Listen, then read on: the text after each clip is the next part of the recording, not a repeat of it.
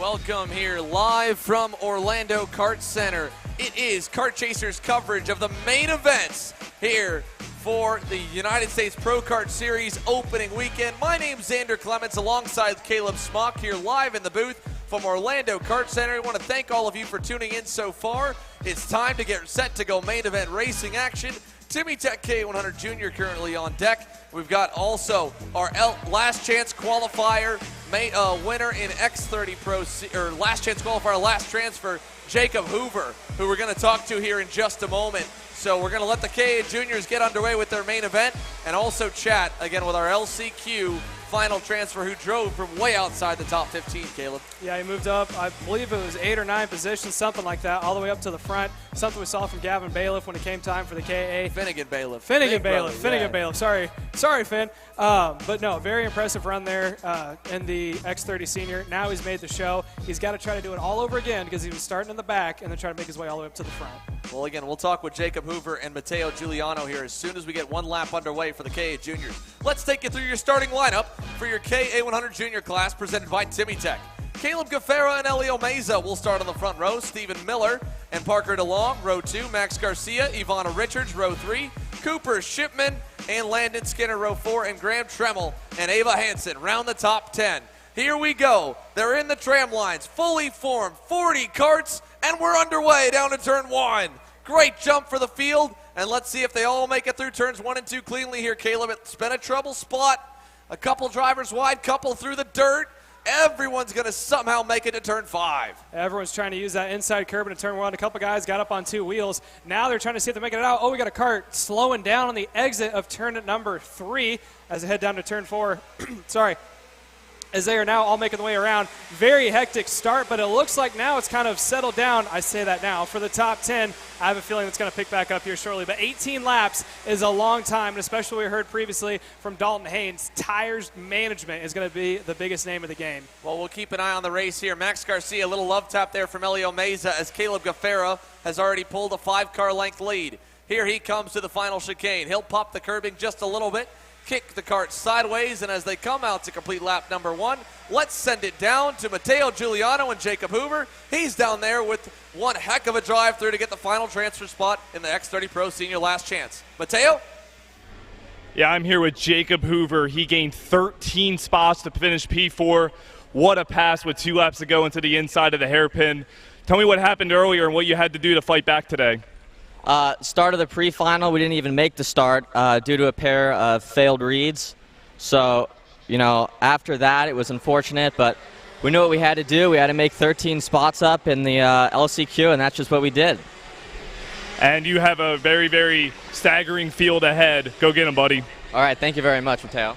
Back to you guys. Thank you. As we get set and work our way back to the action up front, Caleb Gaffera leads still by about the same margin to Max Garcia. Elio Meza into 3rd. Little gap back to Cooper Shipman, who has been unfortunately shuffled around. Parker DeLong now has gone by. Landon Skinner's gone by. Shipman's all the way down to the edge of the top 10. And 8th, 9th correction behind Ivana Richards, just ahead of Oscar Eiliff. So a heavy battle for 4th has allowed the top 3 to get further away. And now Elio Meza, who went purple last time, takes over 2nd, Caleb. Elio Meza is working P number 2. Although Max Garcia now falling back into 3rd. 3 very talented drivers out in front. Obviously, Gaffera had a good run in Rock. Garcia and Meza had great runs in Rock and Scusa. So 3 awesome drivers running out in front. I think they're starting to settle down. Like we said, 18 laps is a long distance. They got 16 to go this time, 15 next time by. As we're looking now, I believe that is 4th placement making the way down. Or sorry, that is the leader of Gaffera making the way down into turn number 10. Other 2 are going to fall behind. Garcia and Meza now making the way into the chicane. 15 laps to go at the line. That's the longest they've run today. The previous laps when they ran in the LCQ were 8. Before that, I believe it was 10 to 12, depending on what class they were running. Down into turn 1. Looky here. We got Elio Meza, who got around Garcia up into P2, now trying to make a run at Gaffera. Last lap, Meza went purple, went a 58.1. That is 3/10 faster than what Caleb Gaffera ran last lap. We're about to see a 2-kart battle between Elio Meza and Caleb Gaffera. Down over into the sweepers, we got Matteo joining us back up in the booth. Gaffera out in front. Meza running in P2. Garcia in 3rd. Mateo, what are you seeing so far? I'm seeing some unbelievably close racing, and everybody is eyeing that 4th spot, and it's going to be all about timing. You got to be able to position yourself. You got to make it so when you're at least in turn 10, you can at least dive on the inside. And as we saw in the finish in one of the LCQs, you can make that run in the line, and you can definitely make it happen. Absolutely, and we got a little bit more time to go. 14 laps at the line. Still out in front, Gaffera. Here comes Meza. Gaffera, you can see his head tucked down. He's trying to get whatever toe he can, making that car as aerodynamic as possible. Meza right behind running a P2. It looks like Garcia maybe starting to slide off just a little bit. He has maintained that 3rd spot. But right now, let's see if Meza is going to make his move as they continue to work their way out of turn number 3, heading into turn 4. Still back bumper. Meza, you can see the rest of the field snaking around from behind. Deep pack here. Kart still nose to tail besides the top 3 who's starting to pull away. Currently right now it looks like Garcia has about a 2.5 second lead over 4th placement of Parker DeLong. DeLong made his way back up to where he started the 4th spot. Landon Skinnard has moved up 3 positions into P number 5, and Stephen Miller has kind of fallen off a little bit, falling back into 6th after starting in the 3rd position. Out of turn 10, nose to tail, Gaffera and Meza. Mateo? Elio Meza all over his rear bumper. Obviously, he's already in a transfer spot, but if you're racing somebody, you're still going to win. Trying to follow him as we go through the start-finish line. Yep, down into turn number 1. Gaffera 1, Meza 2. Gaffera just went purple last lap, 58 flat. Meza went at 58.091, so very close times between the two of them. Meza may be able to pull something off here if he's able to sit patiently, but look at Max Garcia. He hasn't fallen off the rocker as much as I thought he would, as he is still holding within a 2nd gap, maybe trying to set back a little bit, stay within about a 2nd of the 2 leaders, save your tires, and we get to the final 5 laps, because 13 laps to go is still a long time. They're still not even to the distance that they ran for the pre-finals today, so still plenty of time left to go. And this is really going to actually test the driver's endurance, having that consistency and making it so that your last lap, you're not under pressure for a position. You have enough of a gap to where you can just go to the line and then just focus all your energy towards the main event. Yeah, it takes a lot of skill because a lot of times drivers just like to go all out from the start. As we look back farther into the field, see that is a Lando Norris Kart making the way over into the chicane and down on the inside. Looks a quick move. It looks like that is the 822. Let me look down here real quick. So many numbers to keep track of as we are now trying to look. That is battle for the 8th spot. That is Ivan Richardson has fallen back down. It looks like Lucas Zabo has moved up into P number 8. Oscar Iliff now moving up into the 9th position. Cooper Shipman now takes over P number 7. Lando Skinner still running that 6th spot. Steve Miller up in P number 5. But right now we're watching the 2 out in front of Caleb Gaffera and Elio Meza. Unbelievable racing going on between these two. And then these two, if they can stay where they're at, they will be able to race in the main event. But if they take each other out, they'll both be out of the main event, so they have to be more careful than ever as we race with 12 laps to go. Yeah, 12 laps left in the main event this afternoon. Again, this is for the feature win this afternoon. Caleb Gaffera out in front, Meza P2. Garcia is starting to make his way. He's still maintaining about a 2nd deficit.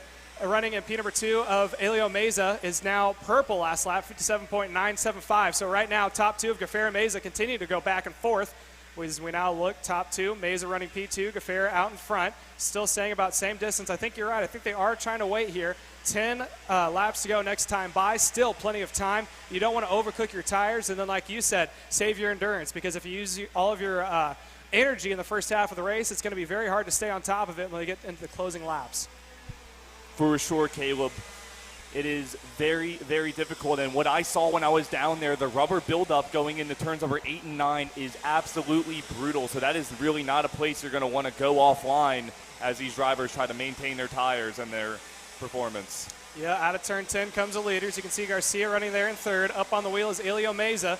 Let's see what the times are. Last time by, Gaffera went purple, the 57.9. Again, top 2 continue to switch back and forth with the fastest times. They're the 2 quickest karts out on track. Garcia right there in P number 3 in case these 2 start to battle back and forth, making the way down into turn number 1. Once again, Meza goes purple after Gaffera had it last lap. 57.7 is how fast Meza went. Gaffera now maybe under attack here shortly, but I think Meza continues to hold off. Garcia running in 3rd. Parker DeLong in that shot running in P number 4. Steve Miller rounds out the top 5. Very, very close at the front. Elio Meza getting really, really close going into turns number 8 and 9. And what we're going to see is in that run to turn 10, a great place to get some toe and try to dive under there and try to time it all the way to the line. Coming to 9 laps to go this time by.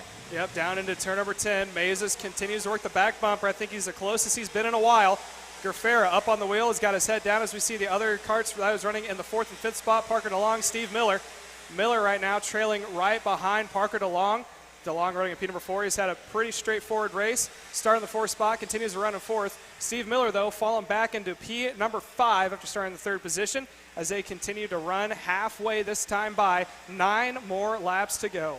Elio Meza just went purple last time, so Caleb, he definitely has the pace, but he is going to have to pull it off, and he's going to have to find the right place to do it without ruining his and Caleb's race. Yep, we're looking at the rest of the field making the way across the line.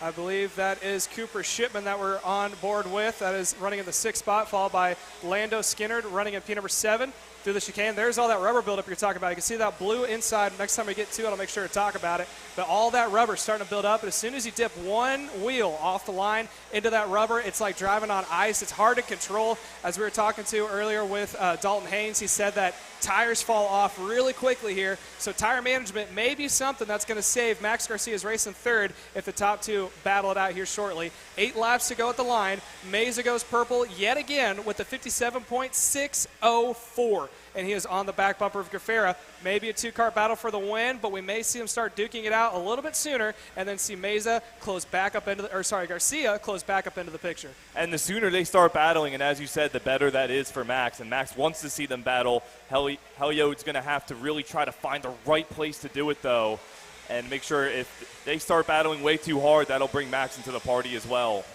Absolutely, as we see him making the way around the sweeper, down the last hairpin, heading down. Here's the rest of the pack making their way into the big old sweeper. That is turn number 5. Nice string of karts. What a beautiful shot, making the way out of the chicane, heading into the hairpin. Leaders going by on the backstretch.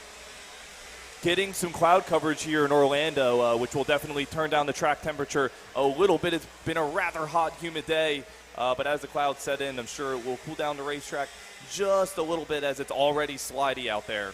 Last time by, Caleb Gerfera went a 10th of a second faster than Elio Meza running at P number 2. Max Garcia, though, he was about 2 1/1000ths off of Caleb Gerfera's time. So we may see him slowly start to reel him in, maybe starting to crank that up just a little bit, trying to see if we get the most out of the kart.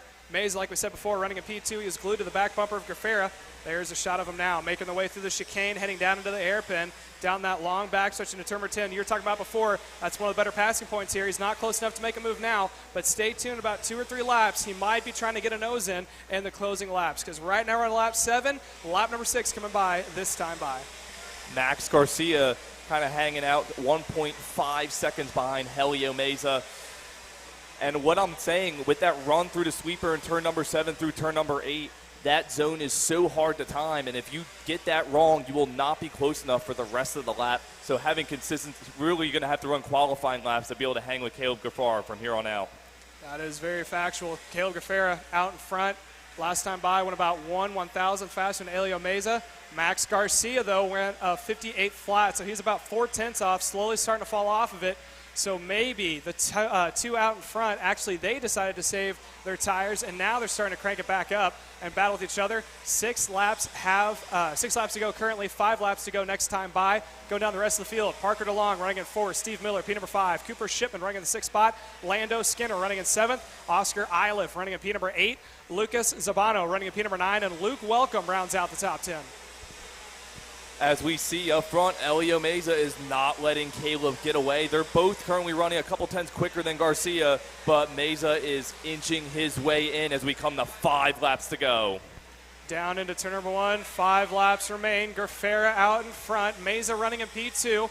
Just now making the way out of turn 2 through the quick little snap of left in turn number 3, heading down into the big old hairpin that is turn 5. Hairpins are the name of the game here. Plenty of them, which makes for plenty of passing zones and also places to make back up time. Although it looked like Elio Meza may have had his nose in the inside of Gerfera that last time, making the way into turn 3. Now coming out of turn 5 or 6 through the chicane into turn number 9.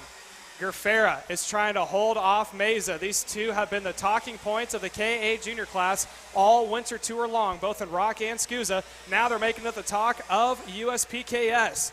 Out of turn number 10. You can see Grafera up on the nose, head tucked into the wheel. Meza right behind in P number 2. And you can see Garcia at the top of the screen now making his way as he is running in the 3rd spot. Guys absolutely sliding through the last sector there. As we're going to see these last few laps, these guys are going to be clobbering these curves, trying to get as much speed as they can. As we can even see, Meza looks like he's getting under his nose a little bit into turn number 1 as it races through the hairpin in turn number 5.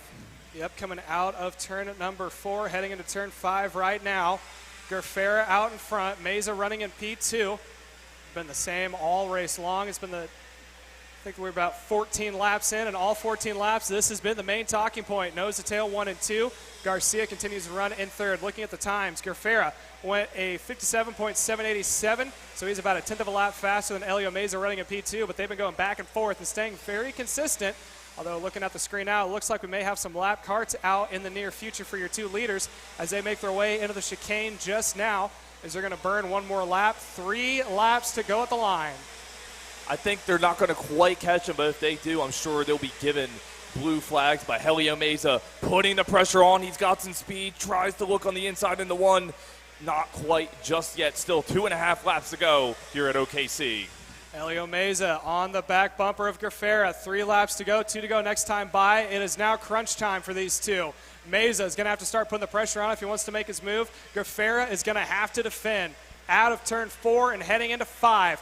Big old sweeper, wide open heading into this quick chicane before we get to the hairpin at turn number 9. Grafera now has put the pressure on, Meza has put the pressure on Grafera.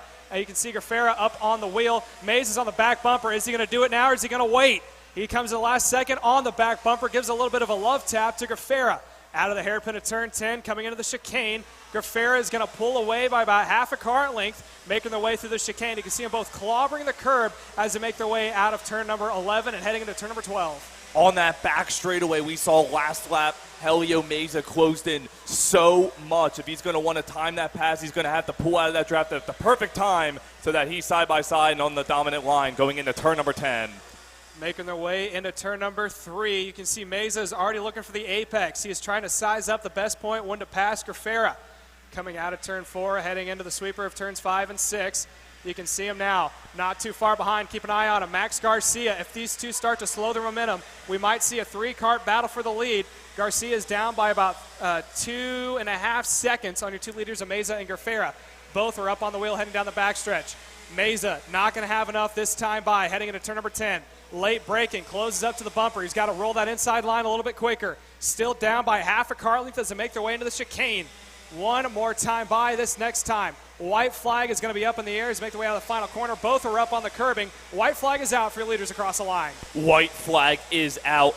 It is going to be all to play for the very crucial points to start this season. Elio Meza trying to put the pressure on Gabriel Gaffar, and he's running out of time to try to make a move.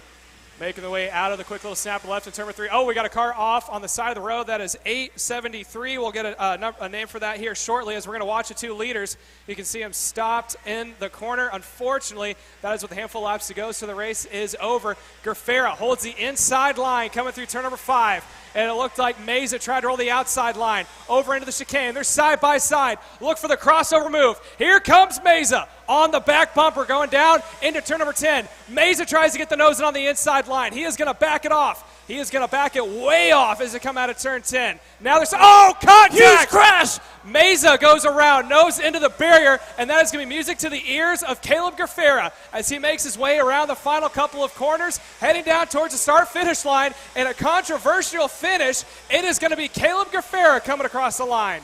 I don't know there. We're going to have to watch the replay of what happened, but it seems they both came out of turn number 10, and as Caleb tried to clear Helio, it unfortunately sent Helio into the grass, and he is just sitting there completely distraught and trying to figure out what just happened as he watches the rest of the field pass him. What an unfortunate finish for Elio Meza. Yeah, it's not something we want to see, but it is something that does happen here in racing. He's sitting on the side of the barrier, obviously frustrated. Going down the rest of the order, Max Garcia now is going to move up and finish into P number 2. Parker DeLong will finish in 3rd. Cooper Shipman will finish in 4th. Lando Skinner finishes in the 5th position. Lucas Zabano finishes in 6th. Oscar Iliff 7th. Luke Welcome finishes in 8th. Ava Hannison finishes in 9th. And Graham Trammell rounds out the field in 10th. That was your KA Junior event. I believe we're going to send it down to a quick commercial break because up next we still got more racing to come. That was just the first event of the weekend. It's going to take some time to clean these carts up, so we're going to send it over to commercial break as we are on standby because up next we still got more racing to come with your Micro Swift. Stay tuned, don't go anywhere. Round number 1 of USPKS continues on.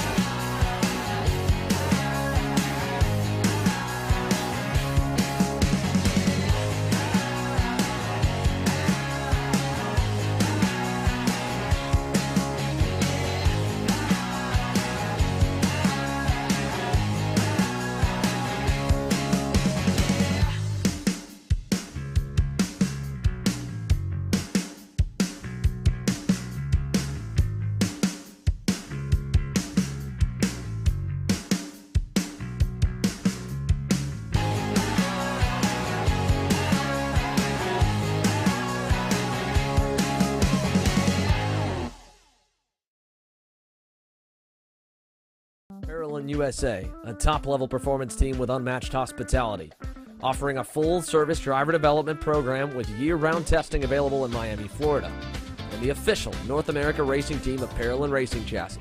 Chassis and parts available at ParalleLUSA.com.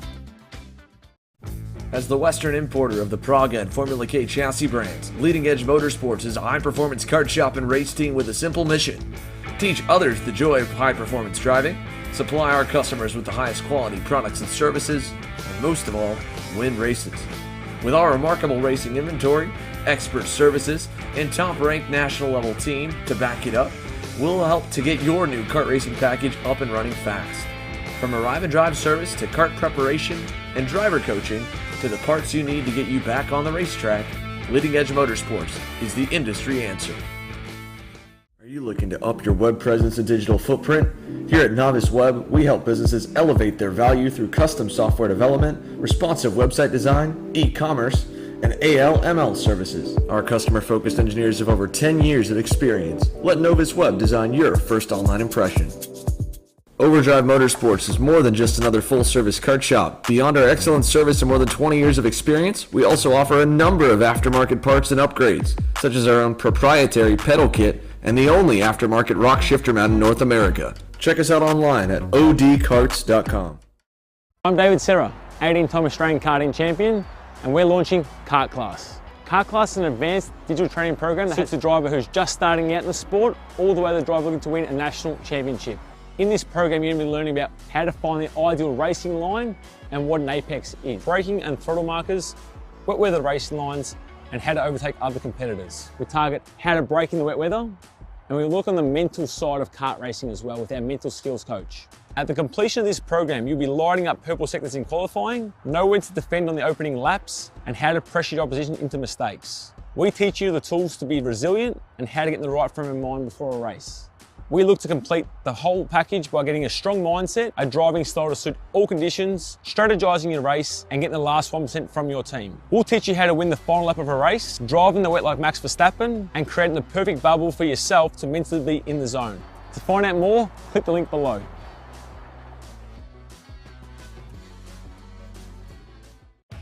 Kart Store USA is a kart parts supplier that racers and retailers can count on when they need reliable advice and service. We focus on servicing all racers with honesty and pride while maintaining customer satisfaction. We carry a full stock of Kart Republic and Tony Kart chassis, as well as IAMI and Vortex Rock engines. We've also got a host of other parts available and in stock, such as products from Rev Performance Materials, Jekko Racing Seats, and more. We have a 100% satisfaction guarantee, and on top of that, if your order exceeds $200, shipping is on us. Check out all we have to offer today by visiting us online at kartstore-usa.com. If you're looking for top-grade equipment, look no further than Rev Performance Materials engine mounts, sprockets, and RK chains. Available online now at revperformancematerials.com and through a dealer near you. The highest quality material built to the highest quality standards. Rev Performance Materials. welcome back to round number 1 of USPKS in Orlando. I'm up here with Mateos. He has joined us. We're about to announce the Micro Swifts. We got, I believe, if I'm not mistaken, 40-some carts are about to take the green. As we're going to do the running order. Mateo, why don't you go through the starting order? Jackson Gibson starting on the pole position, and then number 11, Rocco Simone, who had an unbelievable qualifying session yesterday, starting P2. Marco Samet, P3. Benja Fernandez, P4. Kai Mars, P5. Cameron Marsha, P6. Maxwell Matcha, P7. William Kim coming from the Northeast, and P8. P9, Troy Ferguson, and Edward Kennedy rounding out the top 10 starting over for this Micro Swift presented by Team Ferris Racing. Drivers now making their way down the backstretch. You can see they're trying to slow the field down. Over 30 carts are going to take the green. Let me just make sure I can count correctly. 39 are about to take the green here this afternoon as they're making their way out of the turn 10 hairpin. Like Mateo was talking about earlier, that's probably one of the best passing points that we have here at this track at Orlando Karting Center.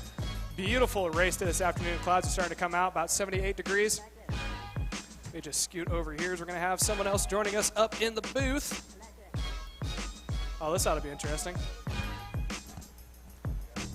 All the carts lined up, nose to tail, coming through the final few corners. This Micro Swift class has been so close, and these guys will be bump drafting like it's Daytona and Talladega on the back straightaway. Coming to the green, waiting on the flag. Jackson Gibson going to lead them 2 by 2. And they're going to say a yellow flag. They're not going to let him go that time, it looks like.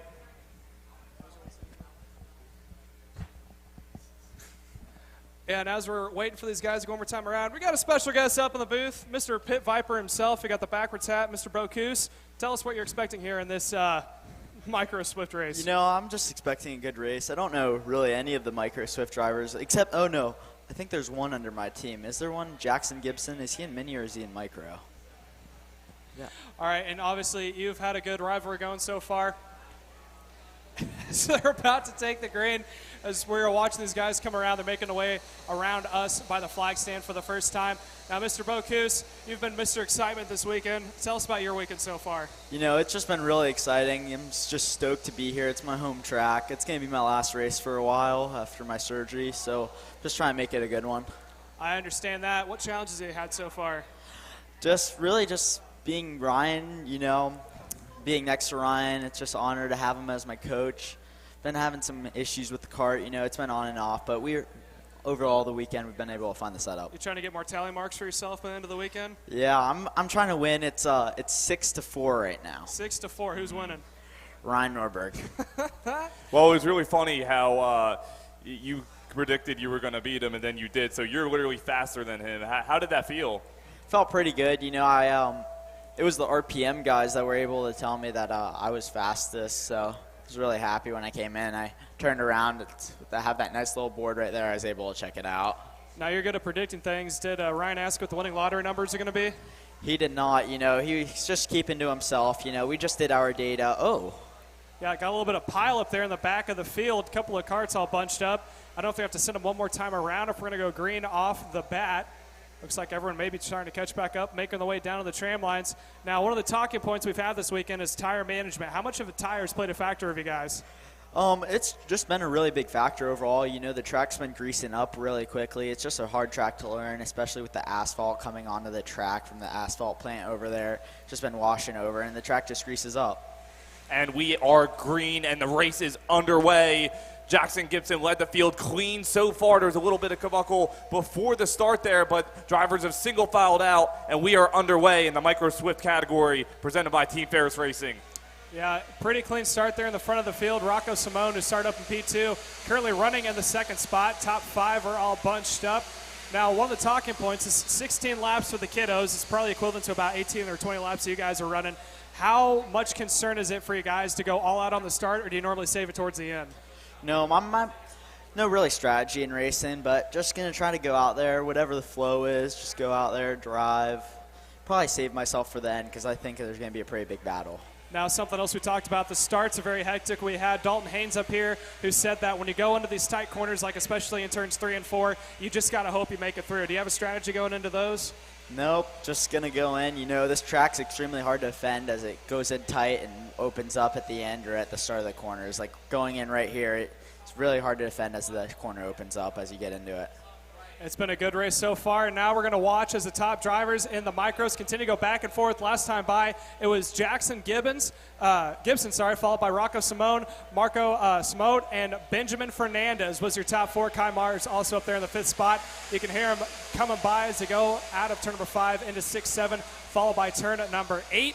Mateo, take it away. Let's go to the backstretch. Marco Samet in that brand new Lando Norris car made a fantastic pass this lap, but it looks like back there, one of the drivers trying to go on the inside, and he's going to be able to make it happen. Still single file out front. Jackson Gibson leading the field. At these micro sprints, these guys are going to be nose to tail, and they are going to be able to literally bump draft on the straightaway. Rocco Simone currently up into P2, followed by Benjamin Fernandez, able to get up into the 3rd position as they come across the line this time. Let's see if there's any major changes down the board. Sorry, that is Marco Simote still running in P3. Fernandez running in 4th. Kai Mars in the 5th position. So top 5 are currently running how they qualified. Do you think there's going to be a lot more pack racing yet to come? Or do you think it's going to be pretty straightforward from here on out? I think it's going to be pretty straight on forward from my bad. I think it's going to be pretty straightforward from here on out. I think there's going to be a bit more battle back in the back, but from the front group, it normally spreads out towards the end of the race. Now let's say you're running well where Maxwell Macho is running in the 6th spot. Top 5 right in front of you. Do you want to see him battling back and forth, or you just want to sit there and wait till the end? I would love to see a battle. Like, personally, if I was in his spot, love to see a battle. Just get up there as front as possible. Well, let's see if we're going to have one as they make their way out of turn number 10. Again, Jackson Gibson still out in front. Rocco Simone in P2 tucked into the draft right behind. Coming into the chicane of 11 and 12, making the way around one more time. 13 laps to go at the line. The 2 leaders starting to pull away from Marco Salmon and Benjamin Fernandez. So if they start battling, that'll close them up. But it might be kind of smart of Rocco Simone to just kind of get Jackson Gibson ahead. So by the end of this race, he's the only one he has to worry about. Running in the 3rd spot, that is going to be Marco Simote. He is currently in position to possibly make a move if these two start going back and forth. Gibson went a little wide. Rocco Simone thought about sitting up on the inside on the exit, making the way out of turn number 4, heading into turn number 5. As we said before, top carts all spread out. Now, we were talking before about the best passing points here. I've heard turn 10. Personally, for you, where do you like to pass here? My favorite probably has to be either turn 6 or turn 5, as you could just send it in from so far deep as the track opens up. We've seen that before, guys taking some wider lines. Crossover moves have also been quite popular, but they're a little bit risky because, as you said before, there's plenty of room to send it in, but if you go a little too wide, a couple of guys could freight train you from behind. Yeah.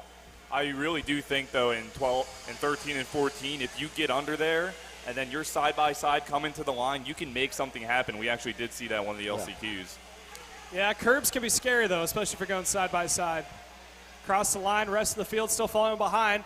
Looks like P number 1 is going to go to Jacob Mojetsky, and P number 9, he went a 102.382. Again, 9th position, fastest car out on track as we're looking down through the field. Some couple passes in the midfield. I believe that was cart number 3 flat. That is Max Macha up into the 6th position. They continue to go back and forth, pushing and shoving all over. A couple of these bumpers have already been dented in, side by side into turn number 5. Very, very close quarters racing as we're coming in through turns number 9 and 10. Going to be coming 11 laps to go. This time by this micro Swift package has really grown, and a lot of these very young drivers are really getting a taste of what it's like to race. And oh my goodness, it is so competitive and so close throughout this package all over North America, and it all comes together here at Orlando Kart Center. Rocco Simone running in P number 2. It looks like he may be trying to slow, or I don't think trying, but he is slowing up a little bit. Benjamin Fernandez not closing up. We got 2 carts on top of each other, making the way into the barriers, trying to get a cart number for you guys. Cart number 44 on the field. That is Edward Kennedy, who is involved as he is now back on track. That was insane. He got up on the back bumper and got it back on the field. Mateo, you got the name for it. Who's the other cart involved? Jacob Medeski. It looked like he just, his tire rolled up. He tried to go for it on the inside, and he wound up sending him over and into the grass. What an unfortunate incident. You've got to avoid these, and I will say a lot of these younger kids do wind up making those mistakes. Yeah, while that was happening, top 4 bunch back up. Jackson Gibson out in front. Rocco Simone in P2. They're now looking a little close. Benjamin Fernandez running in cart number 018 also joined the party. He's in the 3rd position, followed by Marco Simone running in P number 4. Kai Mars rounds out the top 5. Personally for you, where would you want to be on track if you were running this race? Honestly, I don't know about first right now. In a situation with a big pack, I'd probably want to be sitting right there and third, fourth, even maybe where Kai Mars is just thing's fine for me, just make it happen. Just sit back and watch as we got 10 more laps to go. We'll see if you're correct about Kai Mars. I was kind of thinking the same thing. Running the 5th spot, you can watch him go back and forth. As down on the inside goes Rocco Simone, and it looks like that's going to be Fernandez also following, and it looks like Simone's out in front. Fernandez up into second. Now Fernandez is going to make it a 2-for-1. Goes up to first. Jackson Gibson falls back through the field. He is now down into 4th. Now here comes, I believe that is Marco Simone up into P number 2. Rocco Simone is going to be your leader, and I believe Kai Mars has been up one position of that. He is now up into 4th. Playing defense is so crucial, and as we've literally just seen, you can so easily fall back from just getting boxed out of one corner, especially in that hairpin. So playing defense is more crucial than ever in this very, very large micro-split field. Looks like we got another leader change yet again. Benjamin Fernandez, I believe, is now up on point, making the way out of the final corners. Down towards the start-finish line. They're going to burn one more lap. 9 to go at the line. Let's see what the running order is when they come across. Fernandez out in front. Marco Simone running in P number 2. Rocco Simone running in P number 3. Jackson Gibson running in P4. Kai Mars maintains that 5th position as we're going to watch the 2 leaders going down into turn 1. Here comes Marco up on the inside of Fernandez. Fernandez falls back one position. Let's see if Fernandez is going to try to pass back. He's not going to have enough to get around, but I believe that top 2 is not going to bunch the field up one more time. Made that look really easy and clean, was able to just get right under there and push on through, but as we see, Marco Simone is definitely doing a fantastic job as he went from 4th to 1st in one lap. We'll see if Benja Fernandez can get back on him. Fernandez leading down into turn 10. Let's see if Marco's going to have a move. No, he's going to maintain that 3rd spot. P number 3, Rocco Simone. You can see him in that parallel up on the wheel. He may be under attack as Jackson Gibson also closing in as he is in the P number 4. Kai Mars in P5. And Cameron Marcia has now closed up in P6. We're about to have a 6-cart battle for the lead if we continue to run back and forth. Down into turn number 1. Pass for P3. It looks like Kai Mars is going to make up one more spot. Cameron Marcia ran the fastest lap of the race last time, so definitely watch out for him as he comes into the party speed battle. And Benja Fernandez looks up to the inside of Marco Simone. Marco Simone trying to go for the undercut. Great battle going on up front. And now that's opened up the door because here comes Rocco Simone in the parallel, trailing right behind your 2 leaders as down on the inside is going to go Marco. Marco tries to hold the spot. He will. Back goes Benjamin Fernandez into P2. Rocco Simone up into 3rd. He might be in a good position to make a move going down into turn number 10. Rest of the field not too far behind. Down into turn 10. Let's see if there's any dive bombs hard onto the brakes. No one's making any moves, but here on exit, Rocco Simone got a good run, and he's getting a little help from Kai Mars. Paul, if you were in this race, if you were kind of running up front, and as you can see with these small carts, the positions change so easily, what would be running through your mind? I'd just be trying to get away, just try to get up front and get away right now. I wouldn't want to try to be in that pack. Not at all. There's 5 or 6 of them going at it, and Marco Simone looking like he's doing really good hanging around 1st and 2nd. But as I said before, Cameron Marcia starting to come up through the field, and Travis Pettit that last time down in 13th position actually just set the fastest lap of the race. So these guys really got pace all throughout the field, but it's really all about positioning yourself early on and then qualifying. There's 7 laps to go last time by, 6 to go this next time. Marco Simone out in front over Fernandez running in P2. Kai Mars, who you were talking about earlier, you want to be in their position. They're trailing back in 5th. Now they're up into 3rd, putting the pressure on Benjamin Fernandez for P2. Down into turn 10, no one's close enough to make any moves, but we have a 3-cart battle, which if we've seen before, the 3-cart battle easily leads to a 6-cart battle as it continues to bunch them back up. Through the chicane they go one more time as they're about to make their way in the final corner. Here comes Fernandez. Fernandez down the inside. Kai Mars tries to follow. Mars trying to get his nose in wherever he can. Fernandez doesn't have enough to get it done. Marco Simone continues to lead down into turn number 1. Fernandez in 2nd. Kai Mars running in P3. And right behind Kai Mars, Rocco Simone and Jackson Gibson also trying to see if they can't get their nose up in that front group. And then Benja Fernandez steals it back from Marco Simone, and they're side by side for the lead once again. Unbelievable racing. Now they're making the way into the sweeper one more time. To the outside goes Marco Simone on Benjamin Fernandez. Fernandez has it coming into the chicane leading up into turn number 9. We're about to go on the long straightaway. Best passing points about to come up. Here comes Fernandez on the back, Fernandez goes down to defend. Here comes Samote on the outside line. Fernandez may have stepped on his own foot as coming down the outside line. Here comes Marco Samote now on the outside coming to the chicane. The way these two have raced through turns 13 and 14, these last few laps might be a preview of our finish. If you can time that perfectly and you can get under there, you can make or break your race win. Down into turn 1. Top 3 still nose to tail. 4, 5, and 6 not too far behind. Anyone's game. 5 laps to go at the line. 4 to go next time. Down into turn 1. Fernandez leaves over Samote. Simone running in P3. Kai Mars in 4th. Gibson rounds out the top 5. Marcia in 6th spot. Making the way out of that hairpin. I believe there was a possible pass, but decided to back off into the sweeper. Turn 5 to the outside line. Fernandez goes wide. Here comes Marcus Samote. He is now up 1 more position as they make their way down the backstretch.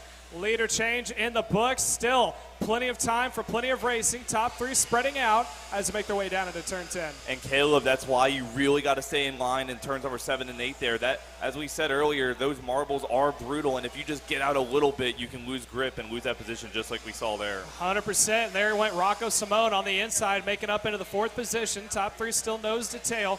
Now I got to tell you something. We've seen this on track. How important is drafting here? There's obviously only 1 straightaway, but does it play a huge factor? Drafting does help, especially if you could hook up with a teammate, just get up there.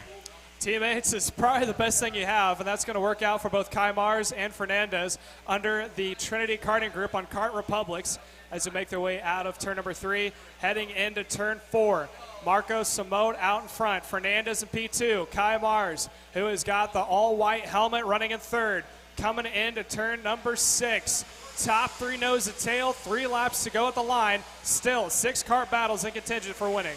Kai Mars has been looking at Benja and Marco, and maybe Kai Mars is in the smart position trying to let them 2 battle it out as he can try to make his way around them as he's trying to dive it into the turn number 10. Benja Fernandez now in P number 3.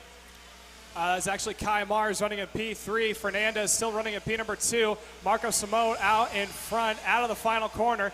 Now down to the start-finish line. Burn 1 more lap, 3 more to go. And here, down look on the inside. Here comes Fernandez. He has the point, but will it stick? He's out in front, and it looks like Marco might try to make a run back over to the snap left-hander. Coming down into the first big old hairpin. That is turn number 3. To the inside goes Fernandez to defend as they make their way over into turn 4. Take it away as they have a couple more laps to go. Marco Samo is kind of up against 2 teammates there. And in terms of drafting, as you said earlier, you do not want to be in that position because at the end of the day, Benja's going to help Kai over Marco. But then when it comes down to the last few corners, I don't think it even matters if it's your teammate. You just want to be in P1. I think everyone wants. I don't think anyone wants to be in P1 right now. I don't think you want to be leading with you got 5 more karts behind you. As we said before, Fernandez continues to lead. Marco running in P2, Kai running in P3, and Rocco Simone, who is running up in front, now in the 4 spot. He is right there within striking distance. 2 laps to go at the line. If the top 3 start battling, we may see Rocco Simone, Jackson Gibson, and Cameron Marcia starting to go back and forth. 2 laps to go at the line. 2 more laps remaining. This has been one unbelievable race, and even though Rocco Simone is down in P4, really anybody in this top 6 can do it, especially if there's an incident up front. Making their way out of turn 3, heading into turn 4 one more time. Fernandez out in front. Mars falls back into P3, but Marco Simone is now up into 2nd. Here comes Rocco Simone in 4th, starting to close back up to your 2 leaders. Nose to tail is Fernandez out in front, followed by Marco Simone. Kai Mars running in P3, coming out of the hairpin. 4 karts, nose to tail, heading down into turn 10. It's now make or break time. Here comes to the inside to defend is Benjamin Fernandez. Is he going to swing wide and a pass on the inside? Here comes Marco Simone as they're now making their way into the chicane. Simone's going to be on point. Fernandez is 2nd. Here comes Rocco Simone up into 3rd. Now here comes Kai Mars on the inside. Mars goes back into 3rd, and now I believe that is Jackson Gibson had a quick look. White flag is out. Take it away, Matto, as they got one more time. Oh, down to the inside of Kai Mars. Pushed. I believe that was Cameron Marcia all the way down, or Jackson Gibson. As they're now making the way, turns 3, heading into 4. What an aggressive move from Jackson Gibson to try to get up there. He's trying to get up there as quick as he can. Meanwhile, up front, Marco Samo is looking pretty good, but Benja Fernandez is going to have to really put the power down so he can be in the draft going into turn number 10. Still over a half a lap left to go. Marco Samo out in front. Benjamin Fernandez running in P2. P3 now is going to be Jackson Gibson, worked his way back up. Rocco Simone has fallen back just a little bit, down towards turn 10. Marco Simone looked to the inside to defend, but he's got plenty of room. Into turn 10, Fernandez has to be perfect. He will do so. Out of turn 10, heading into the chicane. I don't think there's enough time for Fernandez. Out of the last two corners, heading to the chicane. Possible pass for third, but we're going to watch the two leaders. Out of the final corner, down to the line. Marco Simone is going to take the win. And the first event here at USPKS, Orlando. Benjamin Fernandez comes across the second. Jackson Gibson third. Kai Mars fourth. Cameron Marsha rounds out the top five. Rocco Simone sixth. Mateus Romalo finishes in seventh. Ashton Woon in eighth. Maxwell Macha finishing in ninth. And Sam Martinez rounds out the top 10. What a race. What are your thoughts on that one? I thought that was a great race. You know, Jackson Gibson was able to come back. He played his cards right, just able to get back up there. You think that's a little preview of what's yet to come in the following races? I think so. I would agree. What are your thoughts, Mateo? I will say congratulations to Marco Samo. He was able to make that happen. He was very consistent. He was able to pull away on his last few laps. But I got to say, there was a hard charger award right to Jackson Gibson. He really sent it to the inside on the final lap and would only beat P4 by 56 one-thousandths of a second. So what a race and what a performance by all our podium sitters in the micro flip category. Well, while they go out there and they clean up the couple of carts that are left off, we're actually going to switch it over to commercial break. Don't go anywhere. Still more racing left to come here at the first round of USPKS Orlando. Thank you, sir. Paralyn USA, a top-level performance team with unmatched hospitality, offering a full-service driver development program with year-round testing available in Miami, Florida, and the official North America racing team of Paralyn Racing Chassis. Chassis and parts available at ParalyNUSA.com.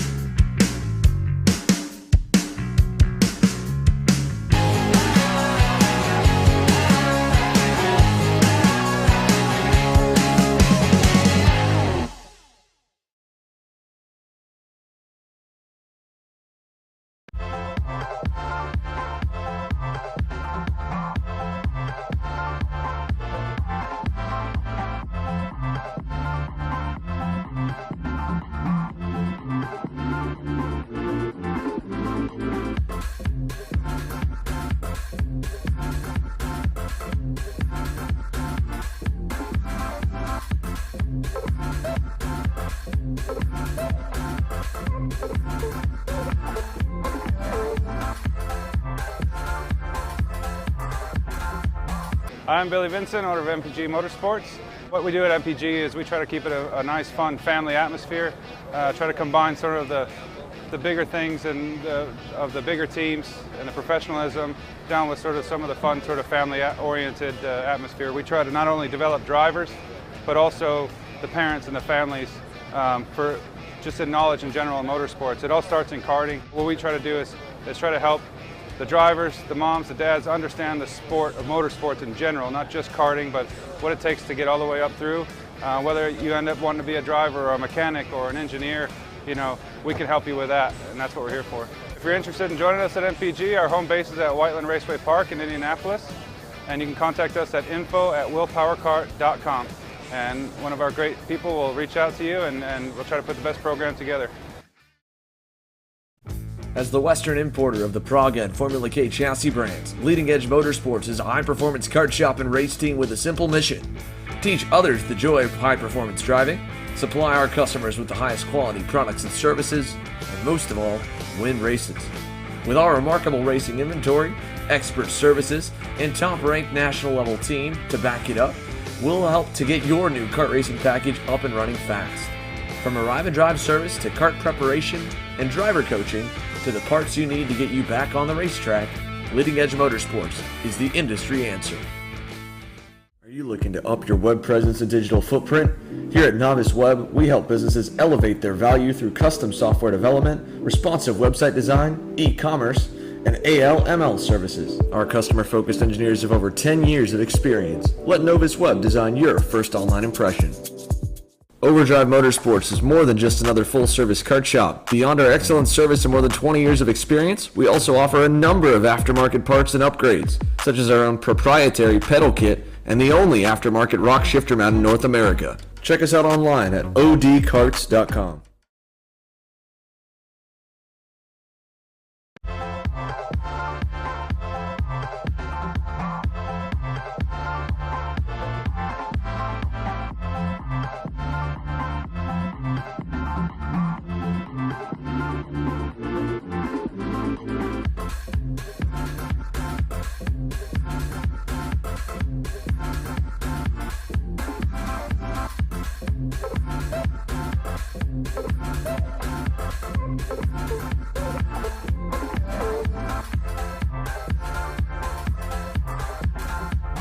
I'm Billy Vincent, owner of MPG Motorsports.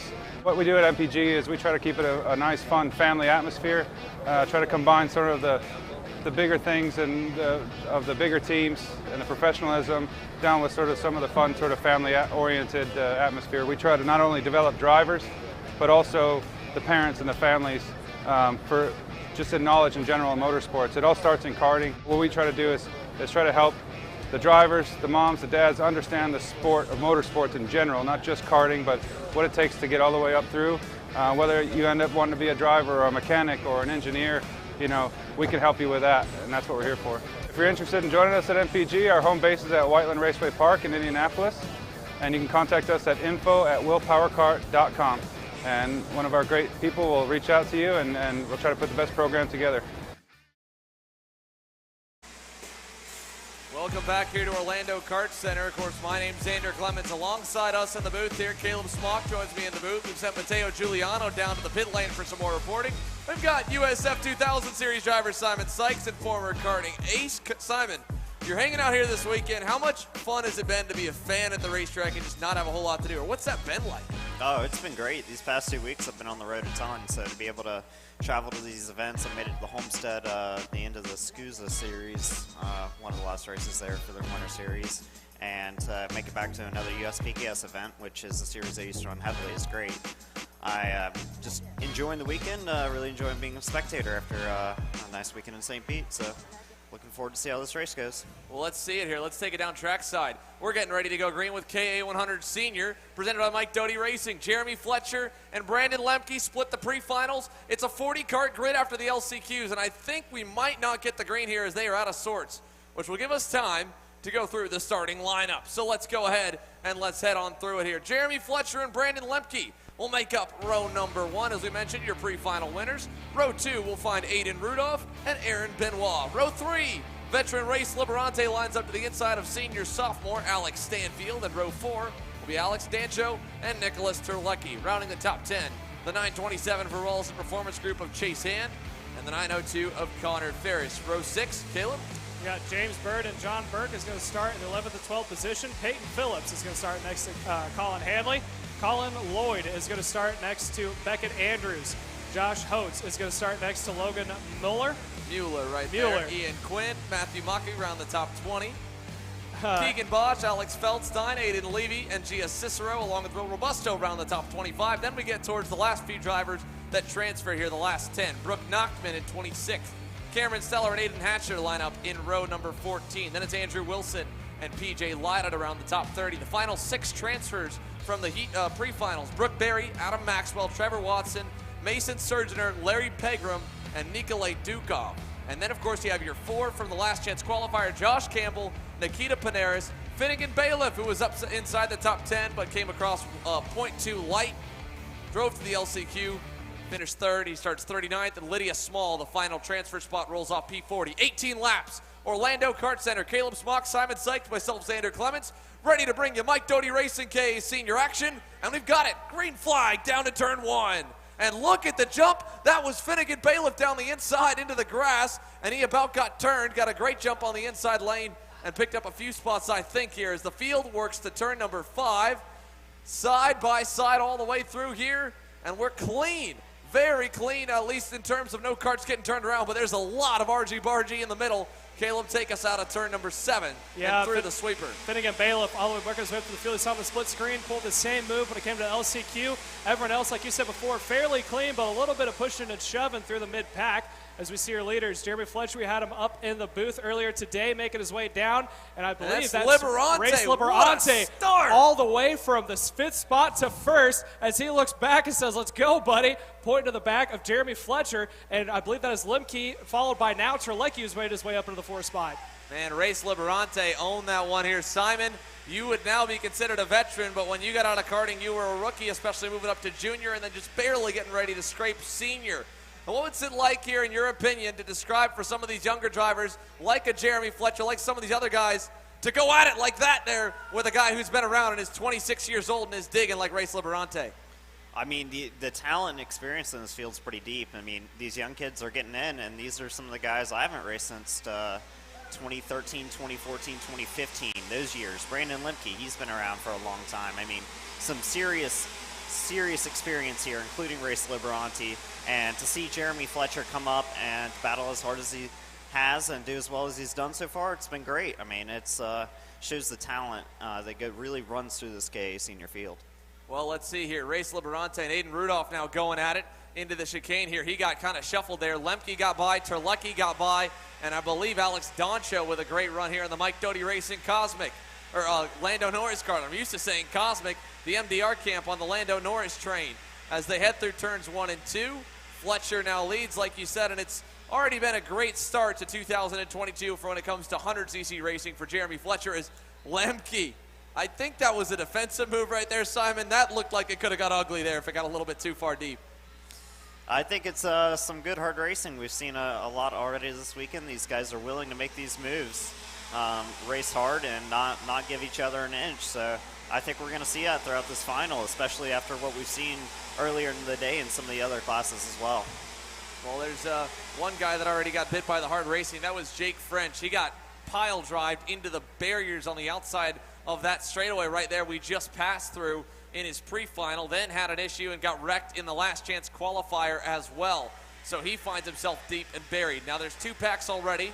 Here's John Berg getting passed by Liberante. Aiden Rudolph is there. Peyton Phillips at the end of this group. Liberante trying to just defend a little bit and drag them back up to the leaders, because the top group started to break away from this pack here with James Bird up a few spots into 5th. And Liberante, he just got muscled out of the way by John Burke. Burke put the bumper to him and absolutely sent him into the marbles, Caleb. Yeah, I don't think Liberante was too happy about that. He was making some gestures, took his hand off the wheel. He had went from leading, and now he is all the way back into the 9th position. So unfortunate start for him, entertaining start for us as we switch back over. Jeremy Fletcher out in front, Lemke into P number 2. His teammate Nicholas Terlecki running in the 3rd spot. Alex DeCanto running in P number 4. So right now it's starting to get spread back out, but I'm wondering how temporary that's going to be, because I can totally foresee these guys closing back up. One more lap in the books. It is going to be lap number 14 yet to go. You can see the official, I believe he was pointing to maybe James Bird or John Berg, telling him to, think about what you're doing. I wonder if it has to do with the incident with Liberante. Here we go through turn number 5. Look at Josh Oates up and over the curbing. Another great midfield battle here. He's got Connor Ferris coming down the inside. Liberante shoves Ferris through, and I think he's given up on trying to race this one. He's going to move his way back on through, but Liberante is now outside of the top 10, and at least gets by Oates in 1, brings Ian Quinn up there with him in the QG3 karting, and Ohio Kart Parts, Burrell Art for PSL. Meanwhile, the leaders, they're just kind of chilling up front here. No change for the top 4. And in fact, that second pack's also kind of spread out as well, as Lemke tries to hunt down Jeremy Fletcher And this is kind of a good example of a mixed 100cc racing, which was a lot of your background coming up, Simon, as well, is that there's a lot of times that the pack just explodes and the draft keeps you together and you're passing back and forth. And then there's some tracks and some races where it seemed, like a Pittsburgh International Race Complex we went to, where you could get a little bit of separation and the driver could make a little more of a difference to get going. Yeah, so I've been watching all day, and what I've been seeing in some of these KA classes is these small group breakaways where you get 2-3 karts all running in a row, and it ends up being spaced out between your top 5, top 10, and it's whoever makes up good spots at the start is going to put themselves in a position where they don't have to fight through a margin of 2-3 seconds to the next group. So a lot of what I've seen is some really, really aggressive, hard racing at the starts here, and obviously at the end. But usually in the middle of the race, it seems to be a little bit spread out. Everyone trying to just roll speed and go forward with who they have around them. Well, it might just pack up now here. Jeremy Fletcher got passed by Brandon Lemke in turn 9, coming out there, and now Lemke gets passed back by him out of turn number 10. Fletcher leads, Lemke second here, and I believe we may have our top finisher from that main event down on the grid with Matteo Giuliano. Matteo, we'll send it on down to you, buddy. Who you got? I'm here with Marco Samo, the winner of the Micro Swift category, driving the Lando Norris kart for Mike Dottie Racing. Marco, what a race that was. You had 5 karts breathing down your neck. You were able to get around him, and you were able to make a nice gap, and he wasn't even able to challenge you on that last lap there. Run me through how you feel. This is a huge win and a great way to start off the season. I'm just very happy that I got to race with the Mike Doty guys, and they put me through all of this. I'm just glad that I got to take a chance of doing all of this. And yeah, awesome, man. Now, what are your plans for the future? You're just getting started here. You're only 9 years old, and you were driving like a Formula One champion. Now, tell me, you're driving a Lando Norris car. Has he inspired you in your career, and how do you feel about Lando Norris? Lando Norris, he's a great guy. He's very intelligent, and I just want to be like him when I grow up. You heard it here first. Marco Samo, your micro sprint winner for today. Thank you for that, Matteo, here as we bring the field back through the sweeper. Jeremy Fletcher, Brandon Lemke, right behind him, Nick Terlecki, and Lemke going to go with Terlecki down in turn number 9, and he'll get by on Fletcher, and Fletcher gets pushed nearly into the wall. Jeremy Fletcher nearly got barriered right there out of turn number 9. He kept it going. He's now at the end of the train. It's Lemke, Alex Doncho, Nick Terlecki, and just like that, Jeremy Fletcher is down to about 7th or 8th, just ahead of Aiden Rudolph. I think maybe 7th? No, 6th. 6th for Jeremy Fletcher. That was wild, Simon. That was intense. I mean, he's down, but he's not out. He's still at the tail end of that front group, and I think he's going to be working to charge hard back through this pack and see how high he can finish, and maybe if he can dish out some revenge at the same time. Yeah, let's see here. Now he's going to get passed by Rudolph in turn number 5. He's probably got dirt on the tires, so he's going to be a little ways back. Rudolph already blocking there into turn number 6. That won't help the drive forward, but he might be able to get back there because, like you said, I mean, might be able to get some revenge going. Some guys drive better angry, some drive worse. Jeremy Fletcher, we haven't really seen him get the kind of rough end of the stick so far in senior and have a chance to answer. We've had him have DNFs or just great dominating runs. So this is a good test here at the senior guys. Nick Terlecki, Brandon Lemke saying, hey, oh, we got a one off here. PJ Lida in the 900 collected, and he was signaling to someone over there just before he switched. I'm not sure who he was mad at, but Fletcher back by Rudolph. And like I said here, this is the test. This is really seeing what is Jeremy Fletcher made of when the veterans in the class, like you said, Brandon Lemke's been around a long time. Nick Terlecki, multi-year senior driver now. Get up there, throw their elbows up, kind of muscle and wide. How does he respond? We're going to find out here with 9 more laps at the halfway mark. Caleb Alex Doncho, big improvement for him. He gets up to 3rd. This could be a career best finish for the 935. Yeah, he's running a great race right now, running up in number 3. Honestly, that first pack, I know that Jeremy Fletcher, this is his first year stepping up into senior. I hate to say it, but I think that was his first welcome to the senior class move that he got. Because honestly, these guys run really tight and fast. That's how it is when it comes to racing. But like you were talking about before, Alex Doncha, career best right now, running up in P3, right behind Brandon Lemke and Nicholas Terlecki, 1 and 2.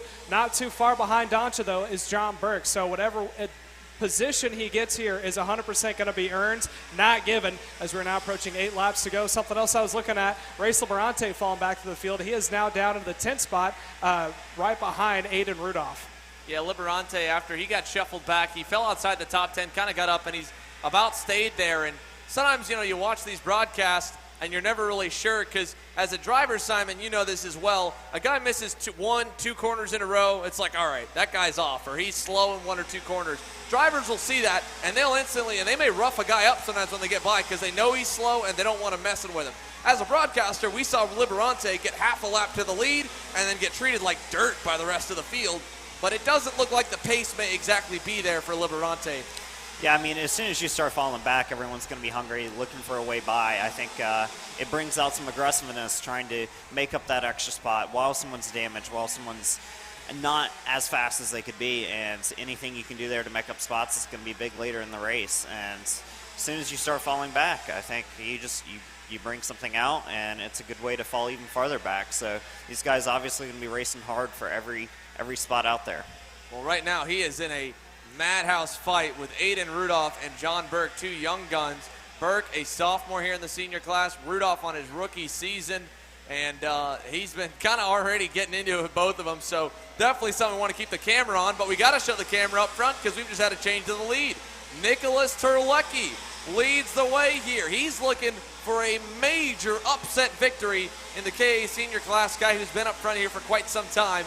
I mean, this will be big for a first career pro national, or semi-pro really, national win on the Pro Kart Series in the KA100 Senior class for Nick Terlecki. Caleb?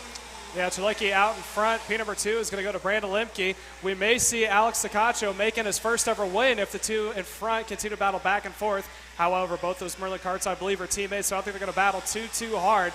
But right now, Terlecki out in front, leading the first time for this feature.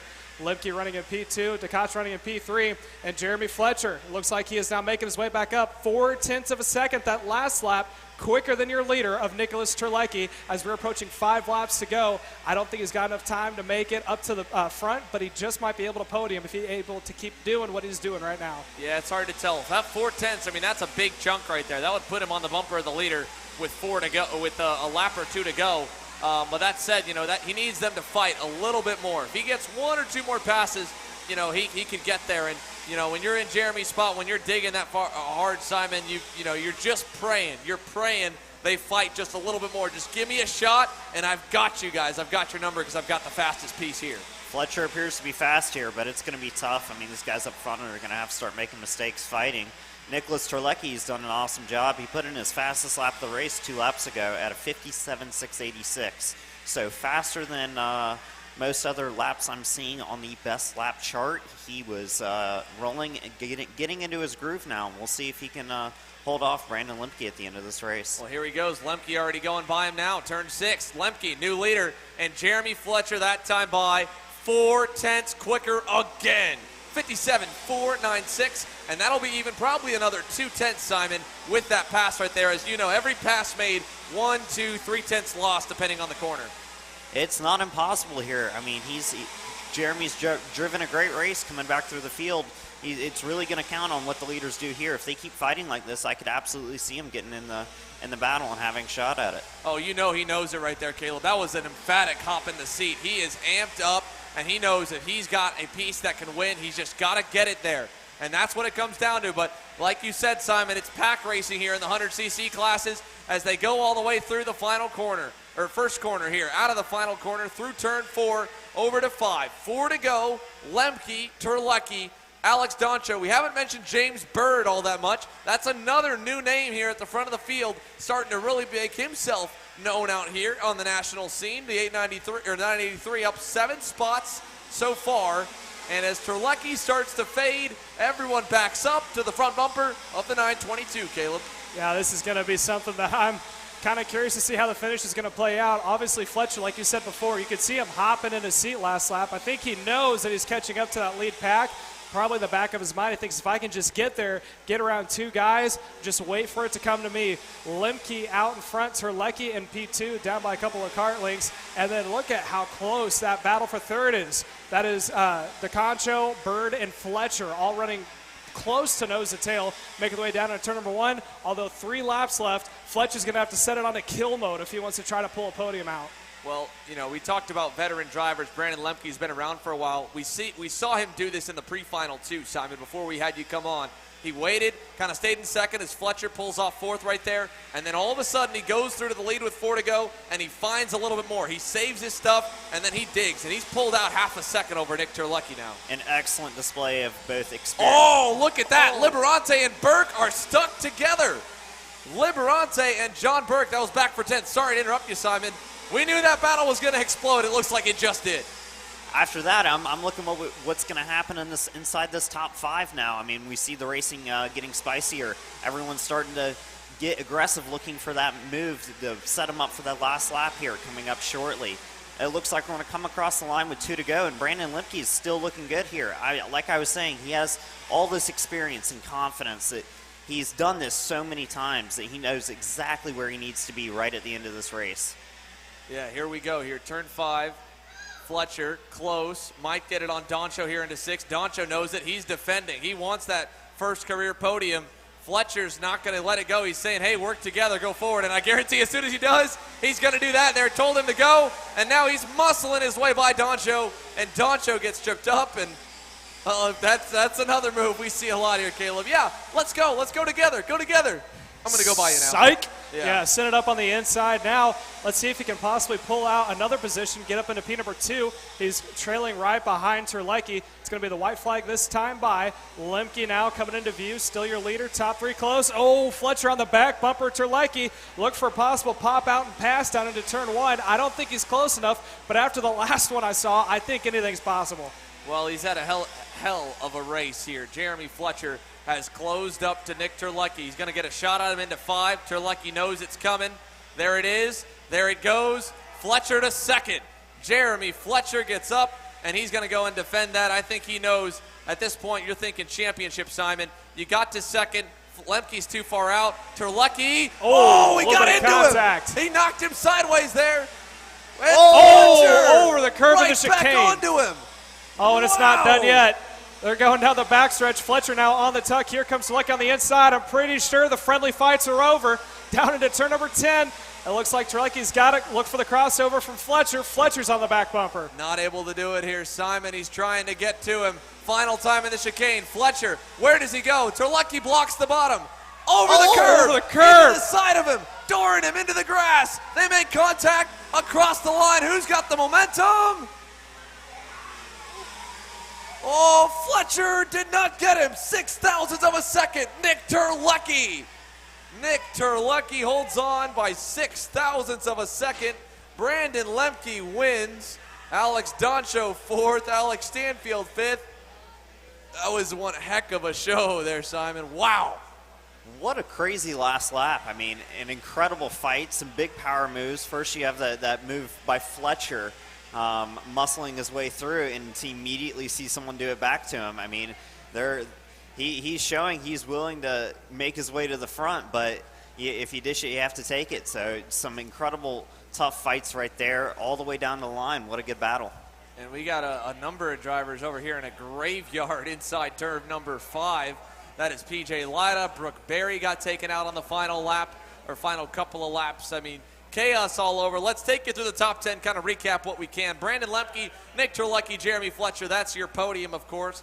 Alex Doncho, and then James Bird, your top 5. Alex Stanfield finishes 6th. Aaron Benoit 7th. Aiden Rudolph 8th. Ian Quinn 9th. Josh Hodes 10th. Let's look down here. John Burke ends up 22nd unofficially. Liberante pulled in, I believe, with a lap to go.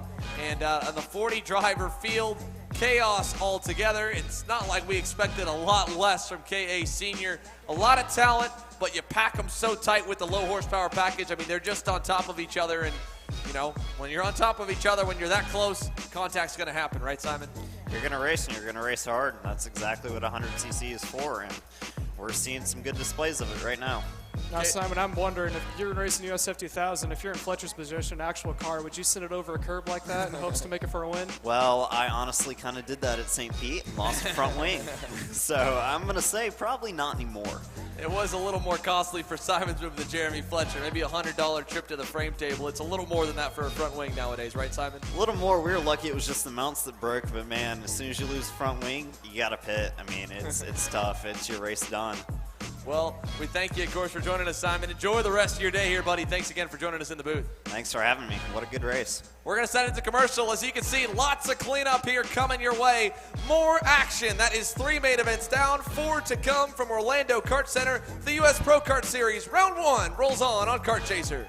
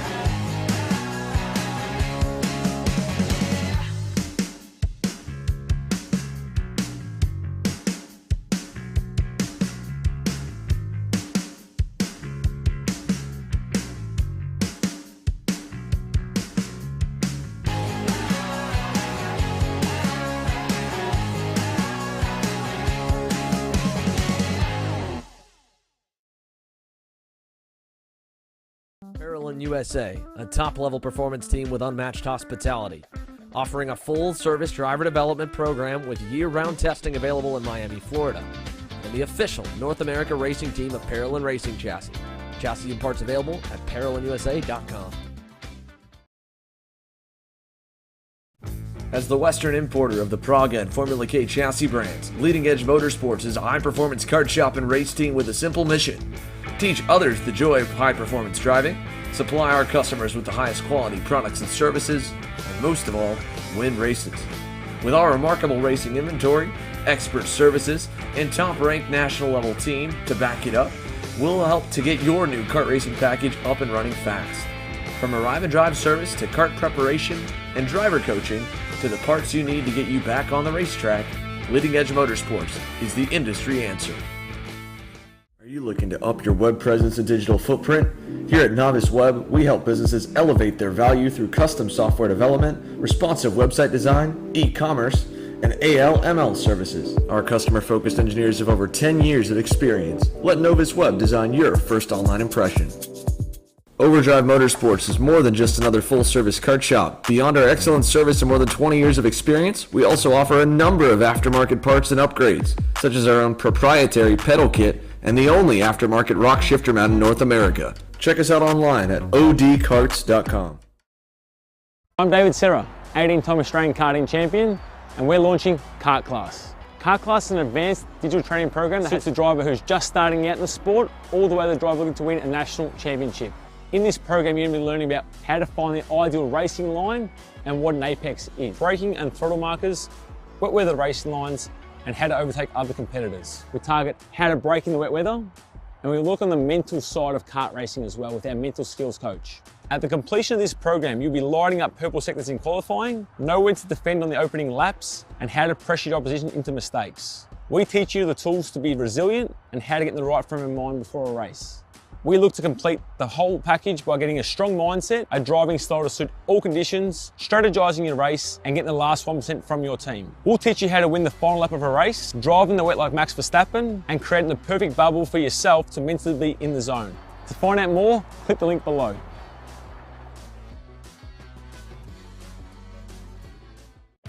Kart Store USA is a kart parts supplier that racers and retailers can count on when they need reliable advice and service.